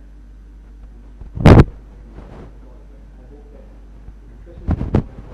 that say. So just to give you a flavor of where this is coming from. So of course the bottom line is my day job, which is to teach, among other things, undergraduates and graduate students at CMI. On the side, a few of us, including Narayan Kumar, who's in the audience, we also teach high school students aspects of algorithms and programming for preparation for the Olympiad. And by some quirk of circumstance, we also happened to get involved with training some people for the other TCS, which is Tata Consultancy Services. Because a few years back, when they were running out of people to recruit, they started looking for all kinds of input. And one of the groups of people they started to recruit were graduates with no particular training in computer science, but with a general math and science background. And so they came to us for advice about curriculum because they wanted a kind of crash course, teach these people enough in a few months, say 4 to 6 months, to put them onto a productive job in the organization. And what would we suggest? And in a sense, we borrowed our ideas from both the Olympiad program and from what we teach in CMI. So though it looks poles apart, there are many similarities in these three situations. And the key thing in CMI is that this is not a computer science program per se, but a mathematics and computer science program. So we were always forced to kind of fit the material to the space and constraints available in terms of slots and also in terms of competing for attention. So, so with this background, so although I promised some experiences, I'm not sure there are many experiences, but I'll just tell you what we have been doing. So one thing we had done from a very early stage in CMI is to combine programming, so with relation to Somnath's question about what you should teach. So we've always felt that programming should be combined with algorithms and data structures. You don't teach programming first and then teach algorithms and data structures. You teach it all together, because trivial programming, quite frankly, is boring as hell. Okay, so if you keep teaching people how to convert Fahrenheit to Celsius, you're not going to get very far in grabbing their attention, and people will just think that this is not going anywhere. And at the same time, teaching algorithms without teaching programming is also, I think, not effective, because you learn to manipulate all sorts of abstract structures, but you never really figure out how hard it is or how difficult or easy it is to represent them and manipulate them.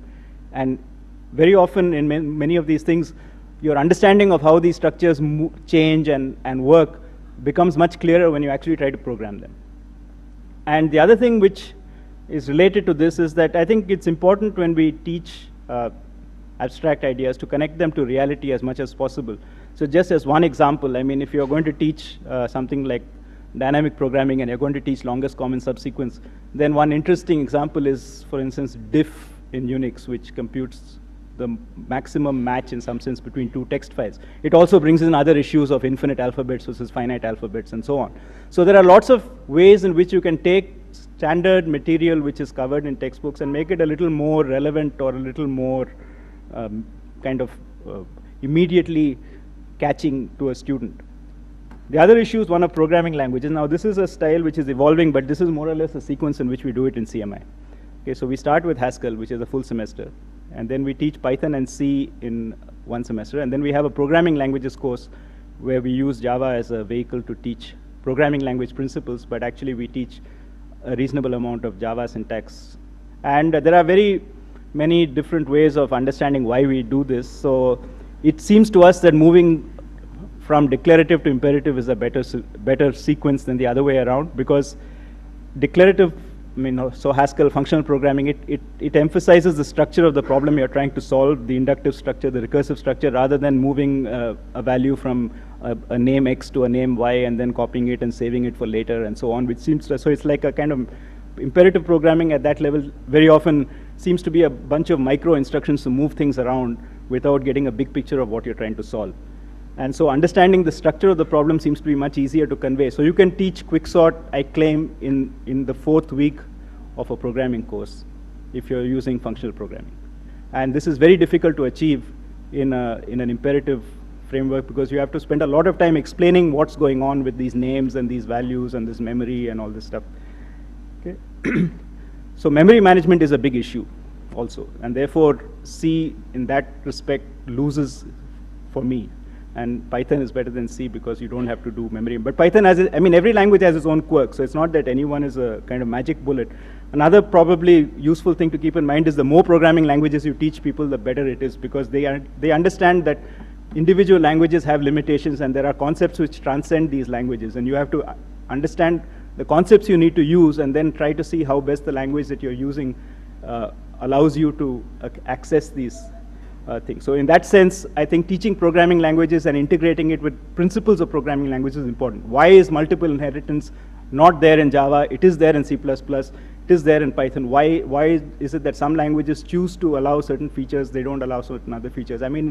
These things I think people get to understand only by using the languages and seeing in what way does this feature come in and what do you lose by not having this feature.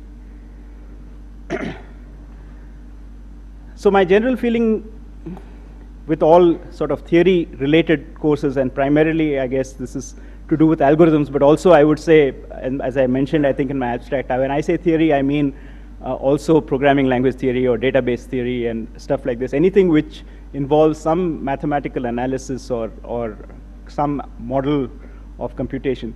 I think having some experience of implementation is very useful to grasp the theory. So, for example, in algorithms, I think I would say that if you ask most people who study algorithms, that if you have an n-cubed algorithm, what is the largest n for which your algorithm will run in a reasonable amount of time, they would not be able to tell you. Okay? So any guess? So what is the reasonable amount of time for n? Okay, what is the largest n that you could run? Right? So this is something that if you actually wrote a program and you tried it out on large n, then you would figure out that, if you try to run an n-cubed algorithm on a 10,000 input size, then you'll probably spend a hell of a long time staring at your screen. And then you have to ask yourself, whether, p time is actually p time, or whether, as other people have said, you should stop at n log n and anything else is impractical. Okay? The other point is that people are not, I think, in my opinion, asked to write challenging code. Writing long code is not necessarily the same as writing challenging code. Okay, so people should be able to translate these fancy ideas that they learn into working programs. And for example, in our first Haskell course, people program balanced binary trees. Okay, this is the first course in programming. And I think that is very achievable in a language like Haskell, because there's a lot of stuff that you don't have to worry about. But then we make them do it again in Python or C. Okay? And so in this way, I think people get a certain amount of confidence in their own abilities if they can actually see that these things are not just idle stuff that comes on the blackboard, but it's something which actually works in practice. And I think in the long run, it translates into better programming, I hope, when they go out into the field, because people should not be scared to use data structures because they've never actually run them before, or they've never worked. Oh, I did this and it always used to crash. Okay, so I will only use an for the rest of my life. So this should not be the situation. And people should not be afraid of the fact that computation is a non-trivial activity. Okay, so you should try this. I have, if you want, I can give you this data from a couple of years ago. Try to compute the number of different ways you can go from 6 different cities to each other with 2 stops. Okay, if you've been to Germany and you go to the train station to book a ticket, they will usually give you 5 different options to go from here to there. And I've always been amazed by that. And then if you try to compute it, it's actually pretty non-trivial. I don't know how they do it. Probably it's some heuristic kind of thing, but these kind of things are real data, and people who study databases never actually work on real data, as far as I understand. They will always be doing, you do a database course and you build some trivial student database with some 10 entries or something like that. And you don't ever try to do a join of things with the 2 relations of size 10,000 or 50,000 or whatever it is. Okay, and see how long it actually takes. Why do they spend all this time doing this back-end stuff in databases? Okay, so people should have a feel for, so this is the kind of teaching practice to theoreticians. I think that people should have a feel for what these numbers and what these quantities really mean by actually being forced to run them on real stuff. And it's not difficult to cook up real stuff to run on. It's not that you have to spend a whole lot of effort to do this. And it's not as difficult as it seems. The main thing is it's less scary than it looks. Okay? So of course, in a broad sense, I think why people should have an understanding of theoretical computer science, one thing is also that people should not start doing impossible things. And this is unfortunately true. People in industry especially have no idea about the relative complexity of 2 problems that they want. So they might not realize that they are trying to find an efficient solution for something which probably does not have an efficient solution. So you must do something suboptimal, or look for heuristics, or work within some limited space. And also, people will suddenly say that, oh, this wonderful stuff is there. Google does all this, so I will do all this natural language understanding. And they start having these really idealistic things. So I think people need some grounding as to know what is actually are the frontiers of research which look very impressive when you see them in maybe in the media and in sort of articles about the frontiers of computer science, but this is not exactly what you would expect to implement tomorrow in your next application. So coming to some experiences, so these are the trainees whom we trained at Tata Consultancy. So some of them also stayed on to do a master's with us, and while they were working there. And so, for instance, recently I've been interacting with a few of them on their master's project, which is related to some development which they have within their organization to build an automated system for recruiting. So they have a kind of selection test for new recruits. And so they're trying to build an automated system which will have a question bank and parameterized questions, and it'll spit out a customized question paper and stuff.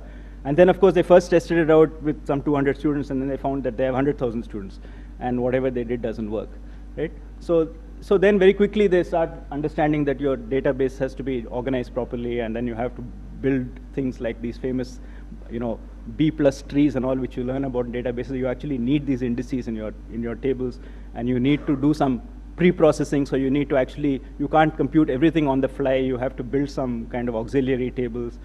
And one good thing is that I would say one of the nicer things about a language like Java is that at least data structures are now not so formidable as before, because many of these things are actually built into them. You could do red-black trees in Java. Okay? But the point is, you must know that there are red-black trees before you can use them. And so what I have been happy to see from these students is that they are actually able to identify where some of these things can be used and actually use them. And I think that this is significant progress compared to the average, is what I feel. So the last thing which I want to mention is this program which some of our former colleagues in the community are now running in Bangalore. So it's a program called JEDI, and so it's actually aimed at practicing software people. So they run these one-day workshops once a month, where it's essentially an open-ended problem-solving session with some exposure to techniques from algorithms, exciting ideas. And the feedback that they have is that there are a lot of organizations which are interested in sending people to these programs. I mean, so these are paid programs. I mean, so this is not like a, so this is something where they are spending real money to send their employees to get more theory input for their employees. Now, maybe so this is the last slide I have to say, but I would like to qualify what I'm saying by just pointing out that when I say all these things, I'm actually obviously referring to a kind of small, perhaps minority segment of the overall software industry, because a large percentage of, my thesis is that an overwhelmingly large percentage of the current software industry doesn't even need to know computer science, forget about theoretical computer science. So they just essentially are highly, so a lot of the work is highly kind of, it's like assembly line stuff, where, so at the highest level there are people who have designed something which needs to be done. But then the key to productivity in many of these software companies is to parcel it out in idiot-proof boxes, so that you can take any robot who walks in your door and put him in front and give him these instructions and produce so many tens of lines of code per day, and in the end it'll work. So the whole key is to get a foolproof system to get fools to put together software. And it's not, so those people don't need to know any computer science. Okay, so they need to know the syntax of the programming language they're working with and some basic skills about debugging what they're doing. But the broad picture eludes them, and it will forever elude them. And I'm not addressing this audience at all. So I'm saying that the next level, the people who are actually hopefully going to design these systems, and hopefully this is also changing, at least from the Indian industry perspective, hopefully a changing point of view of how they want to do business, is to be more on the front line of developing new things rather than just fixing old things or keeping old things running.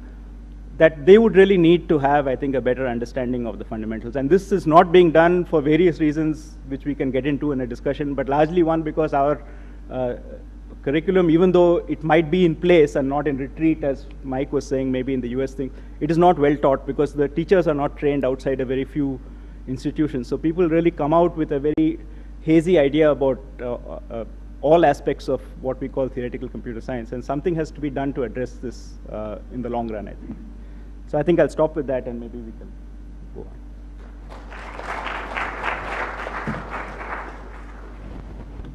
Thank you very much. I think we've had some really interesting remarks coming up. In the last few days, some people have been discussing with me, and we've been talking a bit. I thought some inputs should come from people who had some specific ideas. I would like to invite Professor Rajiv Gandhi to make a few remarks. Can you come? So I've been visiting Mumbai, specifically Mumbai University. I came last week. I'm going to be here for 6 months on a Fulbright scholarship.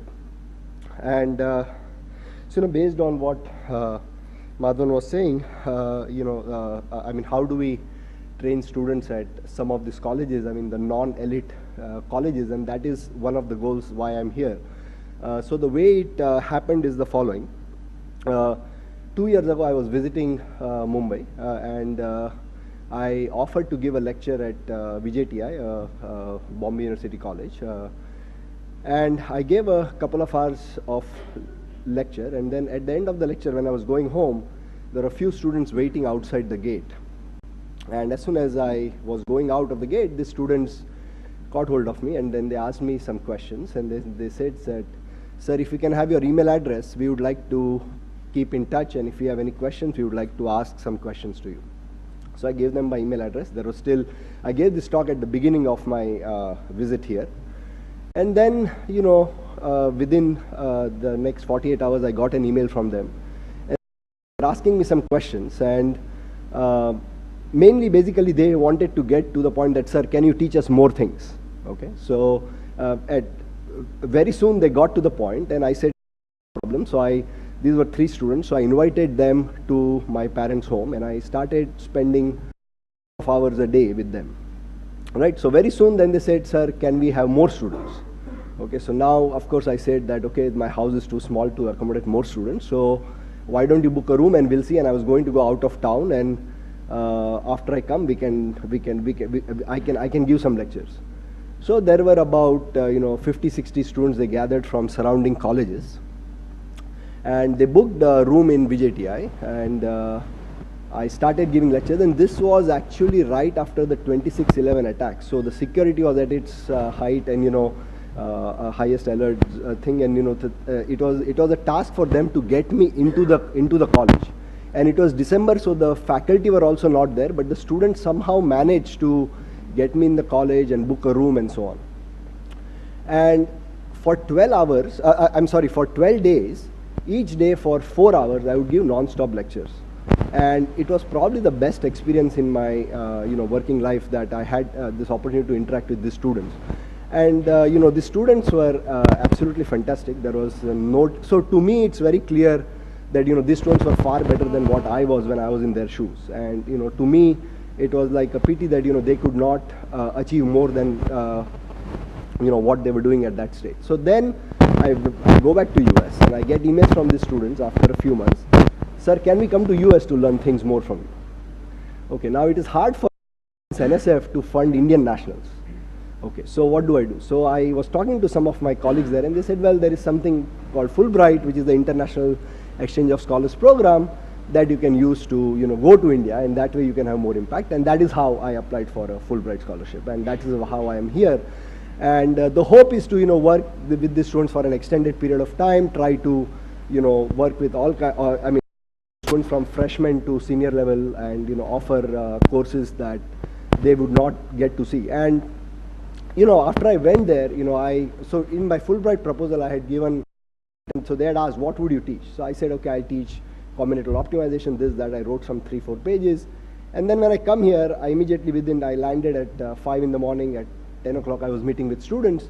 And I just wanted to know, what they felt, get the inside scoop of the, department and so on. And they said, sir, we saw this course that you're offering, but, we don't know how to even write a proof. So how do we go from there? So, essentially got an idea that, for example, some of the questions that are being asked, Venkat, today at some of the schools are, write a short note on deaf. So these were some of the questions that are being asked there. So, as some of the discussion that was going here, we need to train the teachers. So, in the class that I'm going to be teaching, I've not yet started, at least the director or whoever, they basically said that even the teachers will be and so on. And lot of these things, for the last 4 or 5 years, I've been working at Rutgers University, Camden, and for some of you who know Camden, it's we never lose the first rank in the highest crime in the country. Okay, so the most of the students that I have come from very underprivileged backgrounds, and when I joined Rutgers Camden 7 years ago, and I was basically told by people that don't waste your time working with the students. It's a hopeless situation, just focus on your research. It's a great place to do research. Students don't bother you. You give them easy grades, close your door, do your work. Great. And very soon in my first or second semester, I see the students. I'm like, oh my God, these are much better than me. I mean, these students. I mean, why are people not working with them? So initially I would try to convince people that, offer challenging courses, make courses interesting. The students would do well. Our students are as good as to go to MIT, Harvard, wherever. Then I would only get laughs. People would only laugh at me. So then what do? I realized that building an army of faculty was very hard because, they have preset notions. So I started building an army of students. So then, initially I would apply to NSF. NSF would, basically reject my funding and so on. So the first student I took, so initially what I would do is, I would tell the students who could afford that leave this college and go to another good college. So, my students would go to Penn, Michigan, so on. Then I came across the student Brad Greening, and I told him, Brad, I think you're a very good student, you should go to a better school. He said, I can't afford. And that is when I started, this was about 4 years ago, that is when I really started thinking as to what can be done to such students who can't go to a better place. So the thing is, I started almost, coaching him one-on-one, and I mean, there are several things I did with him, and finally, he went to do his PhD. So that was almost the first student in our school to go for a PhD. And then last year, I had 4 students from Rutgers Camden go to schools like Princeton, Cornell, Dartmouth, and Virginia Tech, and so on. This is 4 out of the 6 graduating students. Okay, in 14 years, nobody had gone. So, and it was very clear. And so, I mean, one of the students, for example, James Davis, had F's on his transcript. GPA of 1.8 in high school, was 1 semester away from joining a supermarket chain to work as a chef. And, how I came to know him, I was teaching a discrete math class. One of the students in my class said, oh, I have this student who is very bright in math. So I said, okay, ask him to take my class. He's 1 semester away from graduating. He's sitting in my discrete math class, doesn't know anything about computer science. I asked him, why doesn't he do computer science? He said, look, computer science is programming, I'm not interested in this and that. And it turns out, he's one of the best students I've worked with, and he's now working at Cornell. So it took him just 1 year to basically learn the things that he needed to basically switch to computer science. And then I've done lots of experiments since last 1.5 years. I've been working with high school students from grades 9 to 12. And I meet them every other Saturday and teach them topics in computer science. And so initially, to penetrate American high school itself was a very difficult task. No one would respond and so on. Finally, I got 30 minutes of lecturing there. And I gave a lecture and then said, okay, we'll meet the other Saturday. So first thing is, okay, how much is the pay and this? I said, no, everything is free. You just come, we'll work. Yeah. So every other Saturday, I would meet with them, and I would basically be teaching them discrete math. And now 9th graders, essentially after 1.5, I've been working with them since last September, have been proving NP completeness theorems and so on, and basically have started reading research papers. So in fact, one of the students, I'm having students from US visiting with me here, and they are going to spend 4 months here.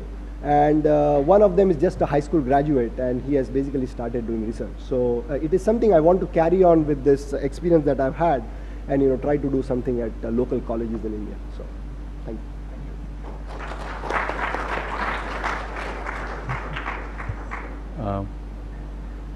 Well, I would like to open the discussion for anyone who wants to make a point.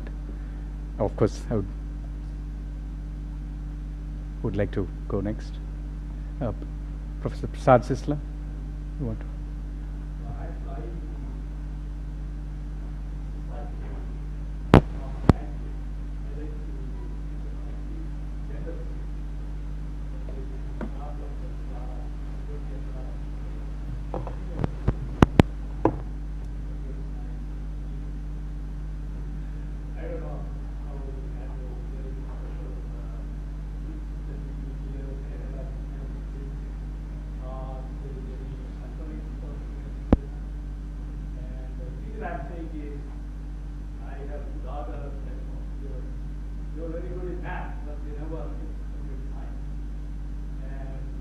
I don't know whether I should respond, but I think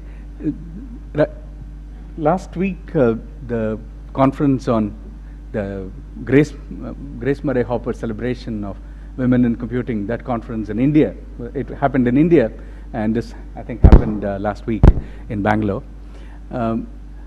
there have also been these women in theory conferences, and some of her colleagues can make remarks about that. I think India has a special place. I mean, I read at least one report on this because India seems to be special in this because in terms of computer science enrollment, the proportion of women students is much higher in India. And in general, in many computer science classrooms, it's somewhere around 40% to half. In some universities, it's more than, more than men students. But this is true at the bachelor's level. I think it comes down quite a bit when you go to graduate schools, and by the time you get to research, it comes down considerably. But this in itself is already different. Also because the IT industry in India, especially in Bangalore, Chennai and Hyderabad employ women in very large numbers. In fact, it's predicted that by 2015, it would be half-half. So that could be the reason why it's happening here. But I don't know more than that. But it's a very important point being brought about here. But again, ACM has commissioned a study, and there is one report that I know about. But these are things where, I think more studies are also need to be done. Any other remarks? Yeah, maybe I can take it later. Kamal, you wanted to say something about textbooks?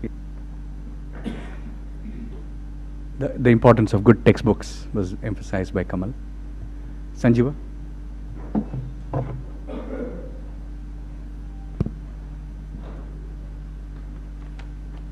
So it's, I mean, the only perspective I can sort of bring to this is that I've been involved in 2 curriculum development exercises over the last 5-6 years. And one of the things I noticed, Somnath has, I think, spoken very interestingly and clearly about the importance of taking a historical perspective about how curricula develop. And there's also an inertial problem.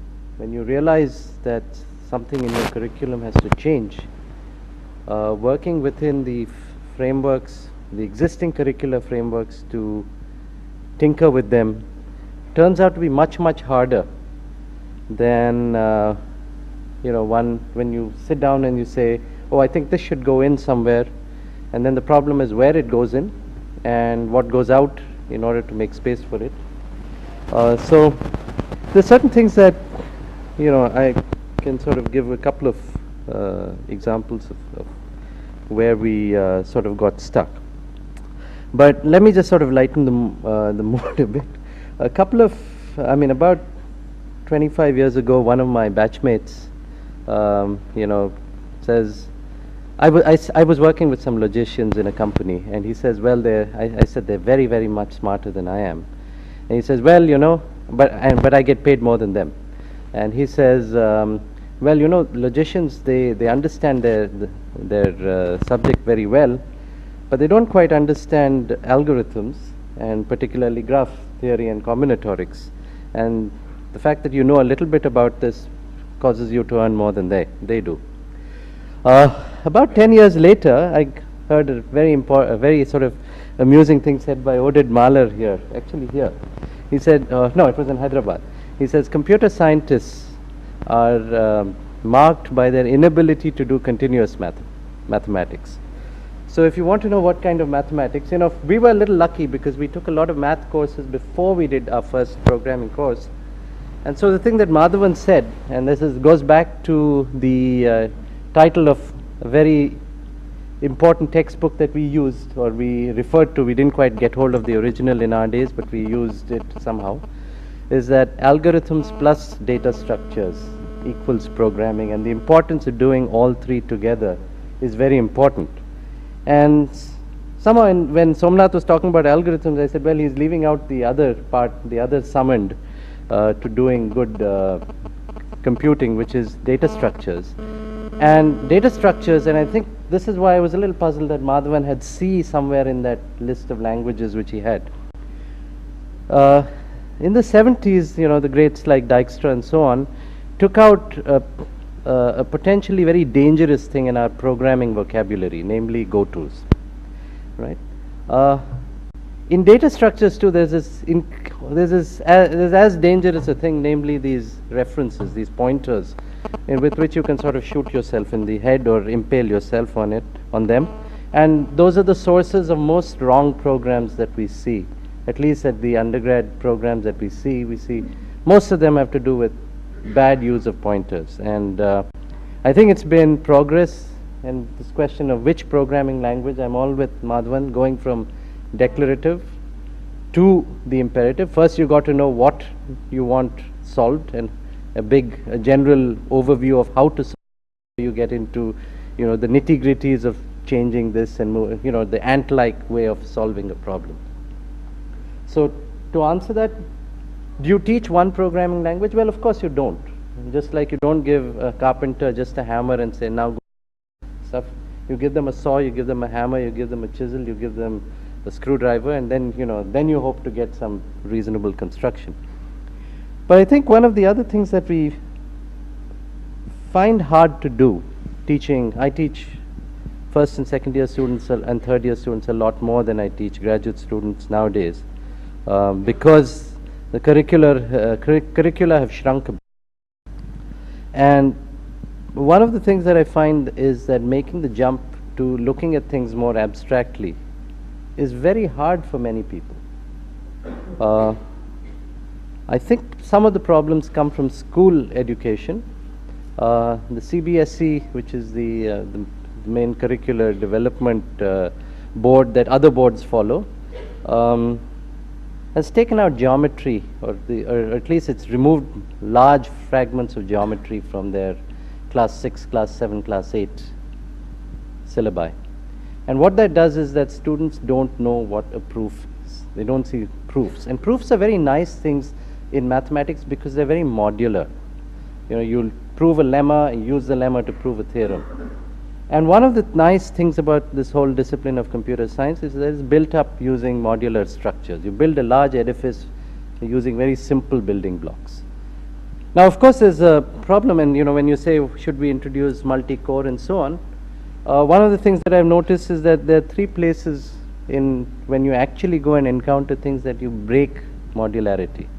And then you worry about security that way. So 3 places that I've seen where it breaks is that we give a certain model of what the programming language does, and then your compiler optimizations or your hardware optimizations make total nonsense of it. They're doing something. The moment you have a cache which is outside program control, you're actually working with a fiction.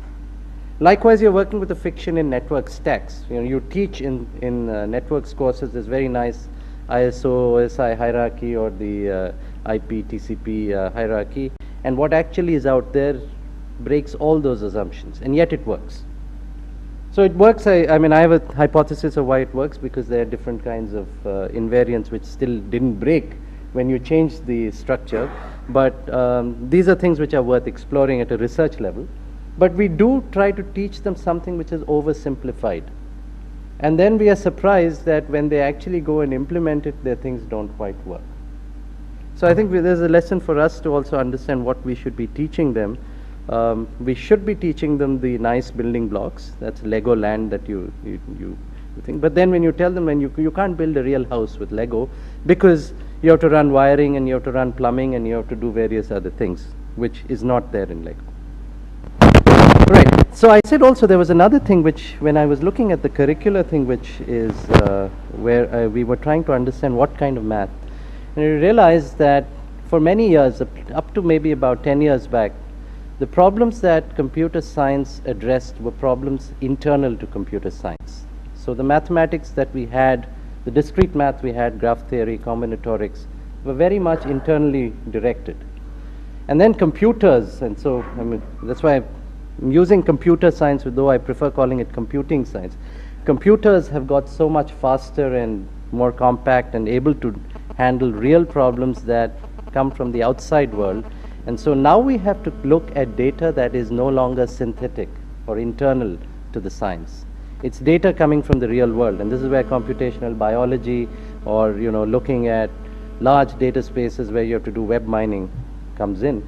And that does not find a place in our old curricula. The kind of, the kind of statistics or the stuff which Oded Mala talked about. I'm totally unable to do that kind of research because I don't have the math. I have to spend a lot of effort in relearning. So that's where I think we have to make some effort. And when Hopcroft visited our department a few years back, he put down a bunch of challenging problems, and they all had to do with looking at real data, which obeys power laws and does not obey nice sort of discrete math abstractions that we have been comfortable using. So I think I'll stop there, and we can take this.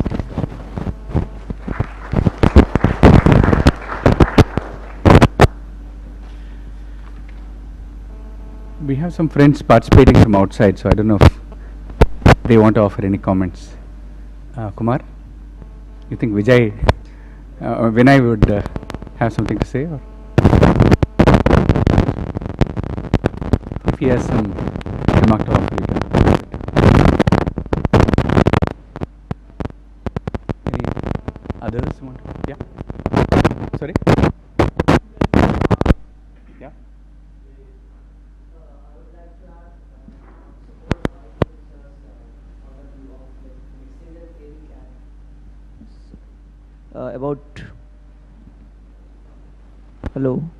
Yeah. About mixing up the theory and the practice.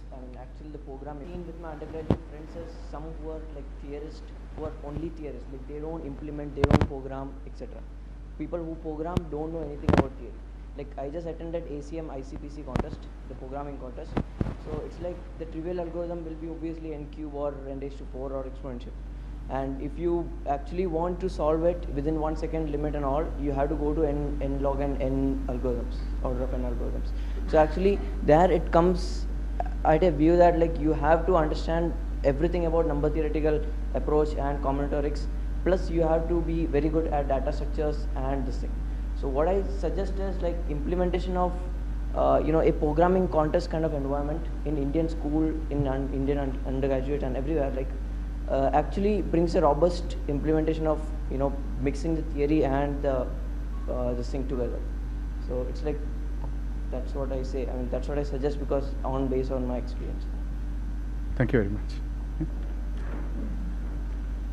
Yeah, Saket.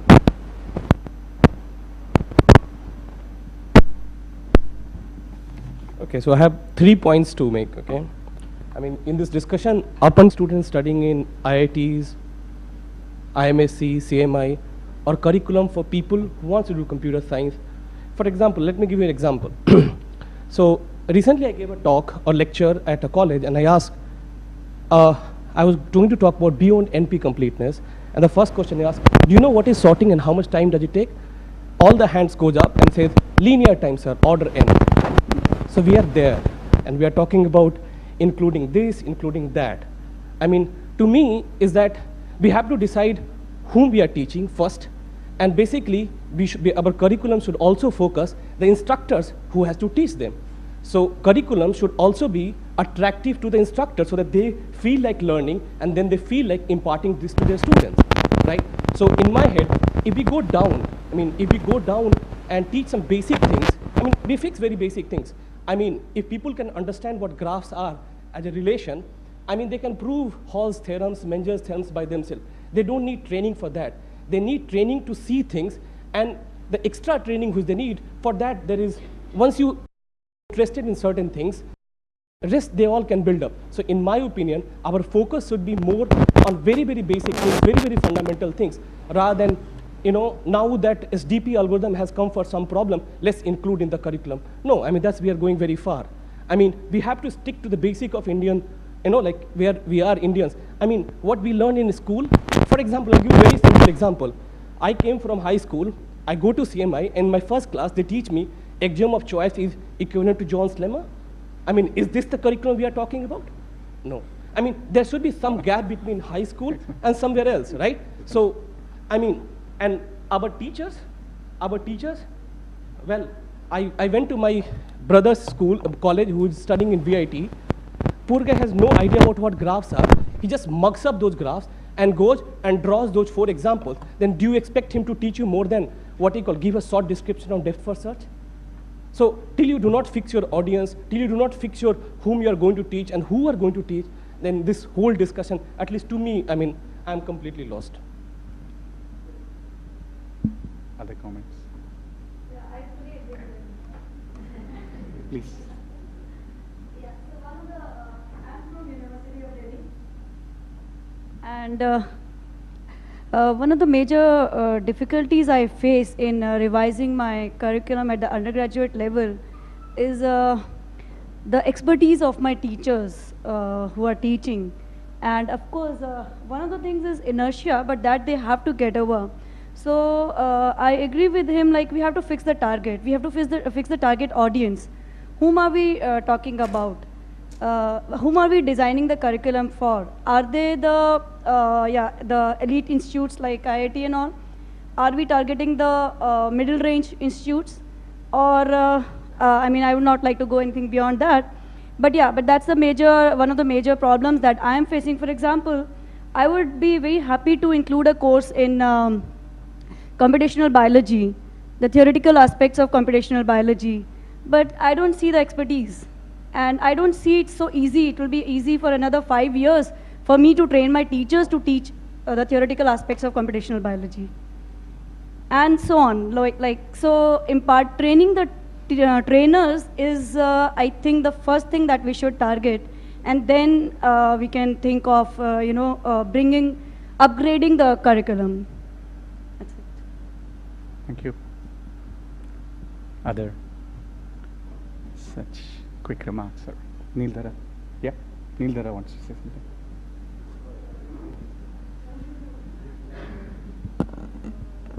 Okay, so this is just in continuation with this point about good textbooks.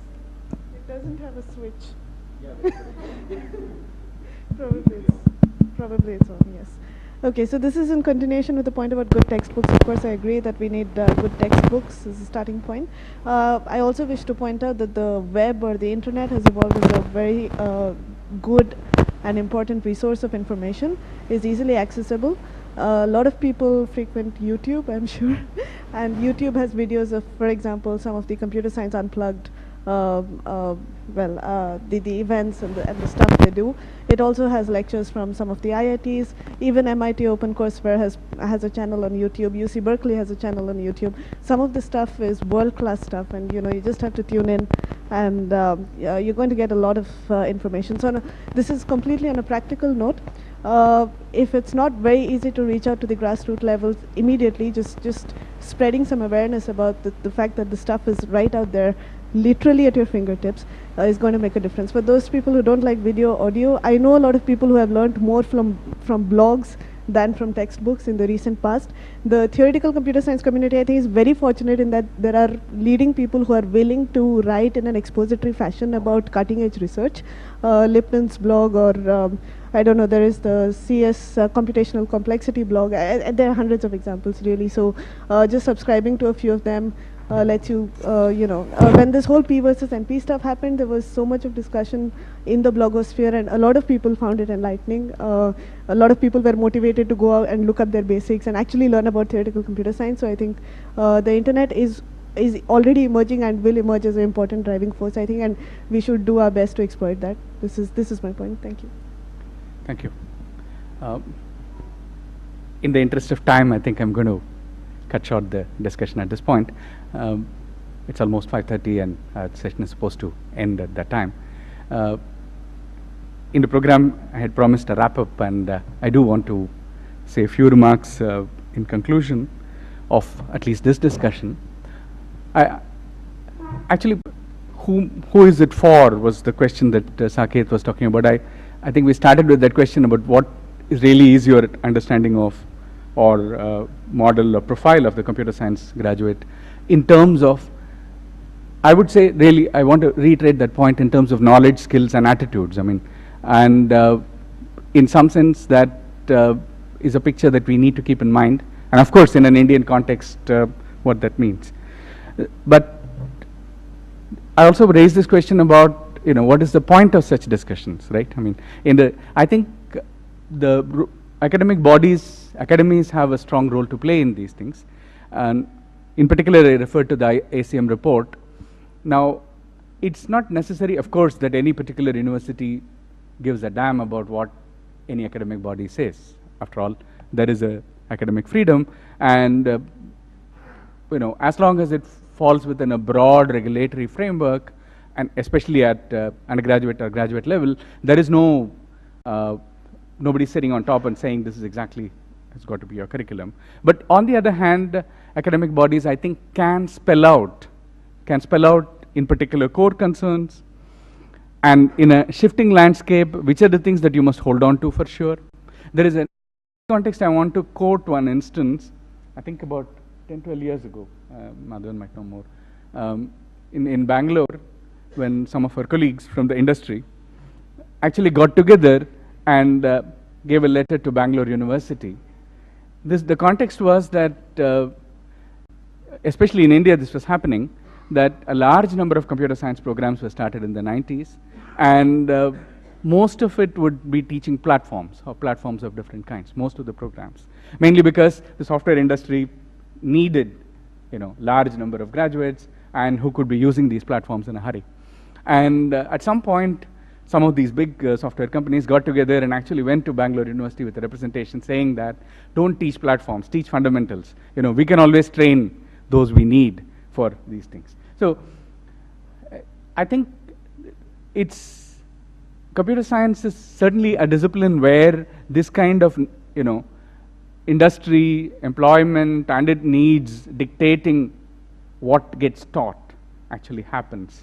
And so in that context, especially, perhaps the theory community is a little bit in this regard, a little bit outside that, but broadly computer science curricula are subject to these influences. So some kind of definitions and some kind of laying frameworks is important. And here I want to refer to what Mike was talking about. You know, education happens, I would say, in a layered way. I mean, there is a curricular framework, and a curricular framework this is not a curriculum. This is not what you're teaching. It's only a framework which says whom you're teaching it for, what's the kind of skills that you consider are minimum, what's it that you want, what kind of attitudes you want to build in, what's your mission, how you articulate it. You know, I mean, much of my own experience is more with mathematics education, especially in school level. And, you know, there is a very simple definition of what mathematics education is about. Mathematics is what mathematicians do. That's great, but it doesn't help someone who's trying to work in school mathematics. Finally, you have to bring it down to what is it that you consider most critical, but who is you? And this is where the problem comes. Industry considers something as most, theoreticians consider something as most critical, and you know, teachers consider something as most critical. And they all have their place in the educational landscape. Students, of course, have something to say, but ultimately, some kind of social consensus which needs to be periodically reworked, which is what you would call a curricular framework. And then comes curriculum about, you know, where you say, you know, this is what you have to do early on, this you do later, this is something that you cannot compromise on, and then you translate it into syllabus and units and assessment, you know, what needs to be assessed, and then you get to, you know, textbooks and then pedagogy. And you know, what the kind that Saket was talking about, or what actually happens in a classroom transaction. This layering is there in all educational contexts. Computer science, especially, what I would like to point out is the fact that you know, it's a very young discipline and it has high impact on other fields. Then identifying this core and building these layers becomes more complicated. And of course, there is a big problem with schools, because many of the problems that we talk about go back to schools, and go back to schools in the sense of how science is taught in schools, how mathematics is taught in schools, and in terms of what an undergraduate can be expected to know or have predisposition in terms of attitudes to problem solving. And if somebody is used to just writing short notes on X, you know, you can't do problem solving. So this is really the problem that we get to. So I think, you know, Mike was giving examples of what happens with school kids. Now, school math curricula, I think it's not just in India, in many parts of the world are calculus oriented. I mean, I think Sanjeev referred to this continuous mathematics being the main aim there. Discrete mathematics, combinatorics, things that computer scientists would consider important, these kind of skills are not very highly valued in the school mathematics curriculum, and or in other aspects of school science, where the way science is taught. So of course, when an undergraduate comes into the curriculum here, certain predispositions are there, and that's what you're looking at. And I think that informs the kind of thing that Madhavan was talking about also in terms of attitude to theory, attitude to implementation, or somebody was saying that someone who writes programs doesn't care for theory. So what I'm trying to point out is that, for one thing, is that I think academic bodies should take a stand on what constitutes the core, should offer suggestions for what school curricula should look at, because I think that's where the basis would be very importantly lying, and what are the implications for teacher education. Now, almost all societies have strong statements to make on teacher education at school level, but at undergraduate and graduate level, it's assumed that, of course, if you come to colleges and teach, or universities and teach, you are experts in the subject. But it's not so. I mean, it's certainly not so in the Indian context that we know for sure, because as I said, large number of computer science departments were started in this country, where and there was a social need which said, okay, we need to train many young students in programming techniques and so on, but many were self-taught. But when it comes to theory, that kind of self-teaching wasn't good enough, and this is a problem that we live with. And teacher training, I would put it as a broader question of teacher education, because it's a more continuous thing. And how there is also this, in some sense, education and research have to inform each other. Now, this is perhaps the difference that was pointed out about in terms of elite institutions. I think there is a certain elitism that is inherent in this, and this, I think, that cuts across the world, and how education and research inform each other. The more undergraduate institutions are dissociated from research, education does not have that impact. And I think this is very closely related to what Rajiv Gandhi was mentioning as well. And these problems so what can a research community do? What kind of suggestions that we can make? And I think if, academic bodies, especially IARCs that we are part of, we articulate certain concerns and offer these suggestions. I think universities, especially universities like in India, many who are still finding their feet as far as computer science curricula are concerned, you have to be optimistic and hope that people will listen. And I think people will listen. Of course, that we need to have more models and ways of, making this practical. So let me end on this note, and I would say thanks very much for an interesting discussion. I think IARCs should, this community at least, should take the lead on articulating these kind of criteria, and then continue the process of working with academic institutions in the country. Thank you very much.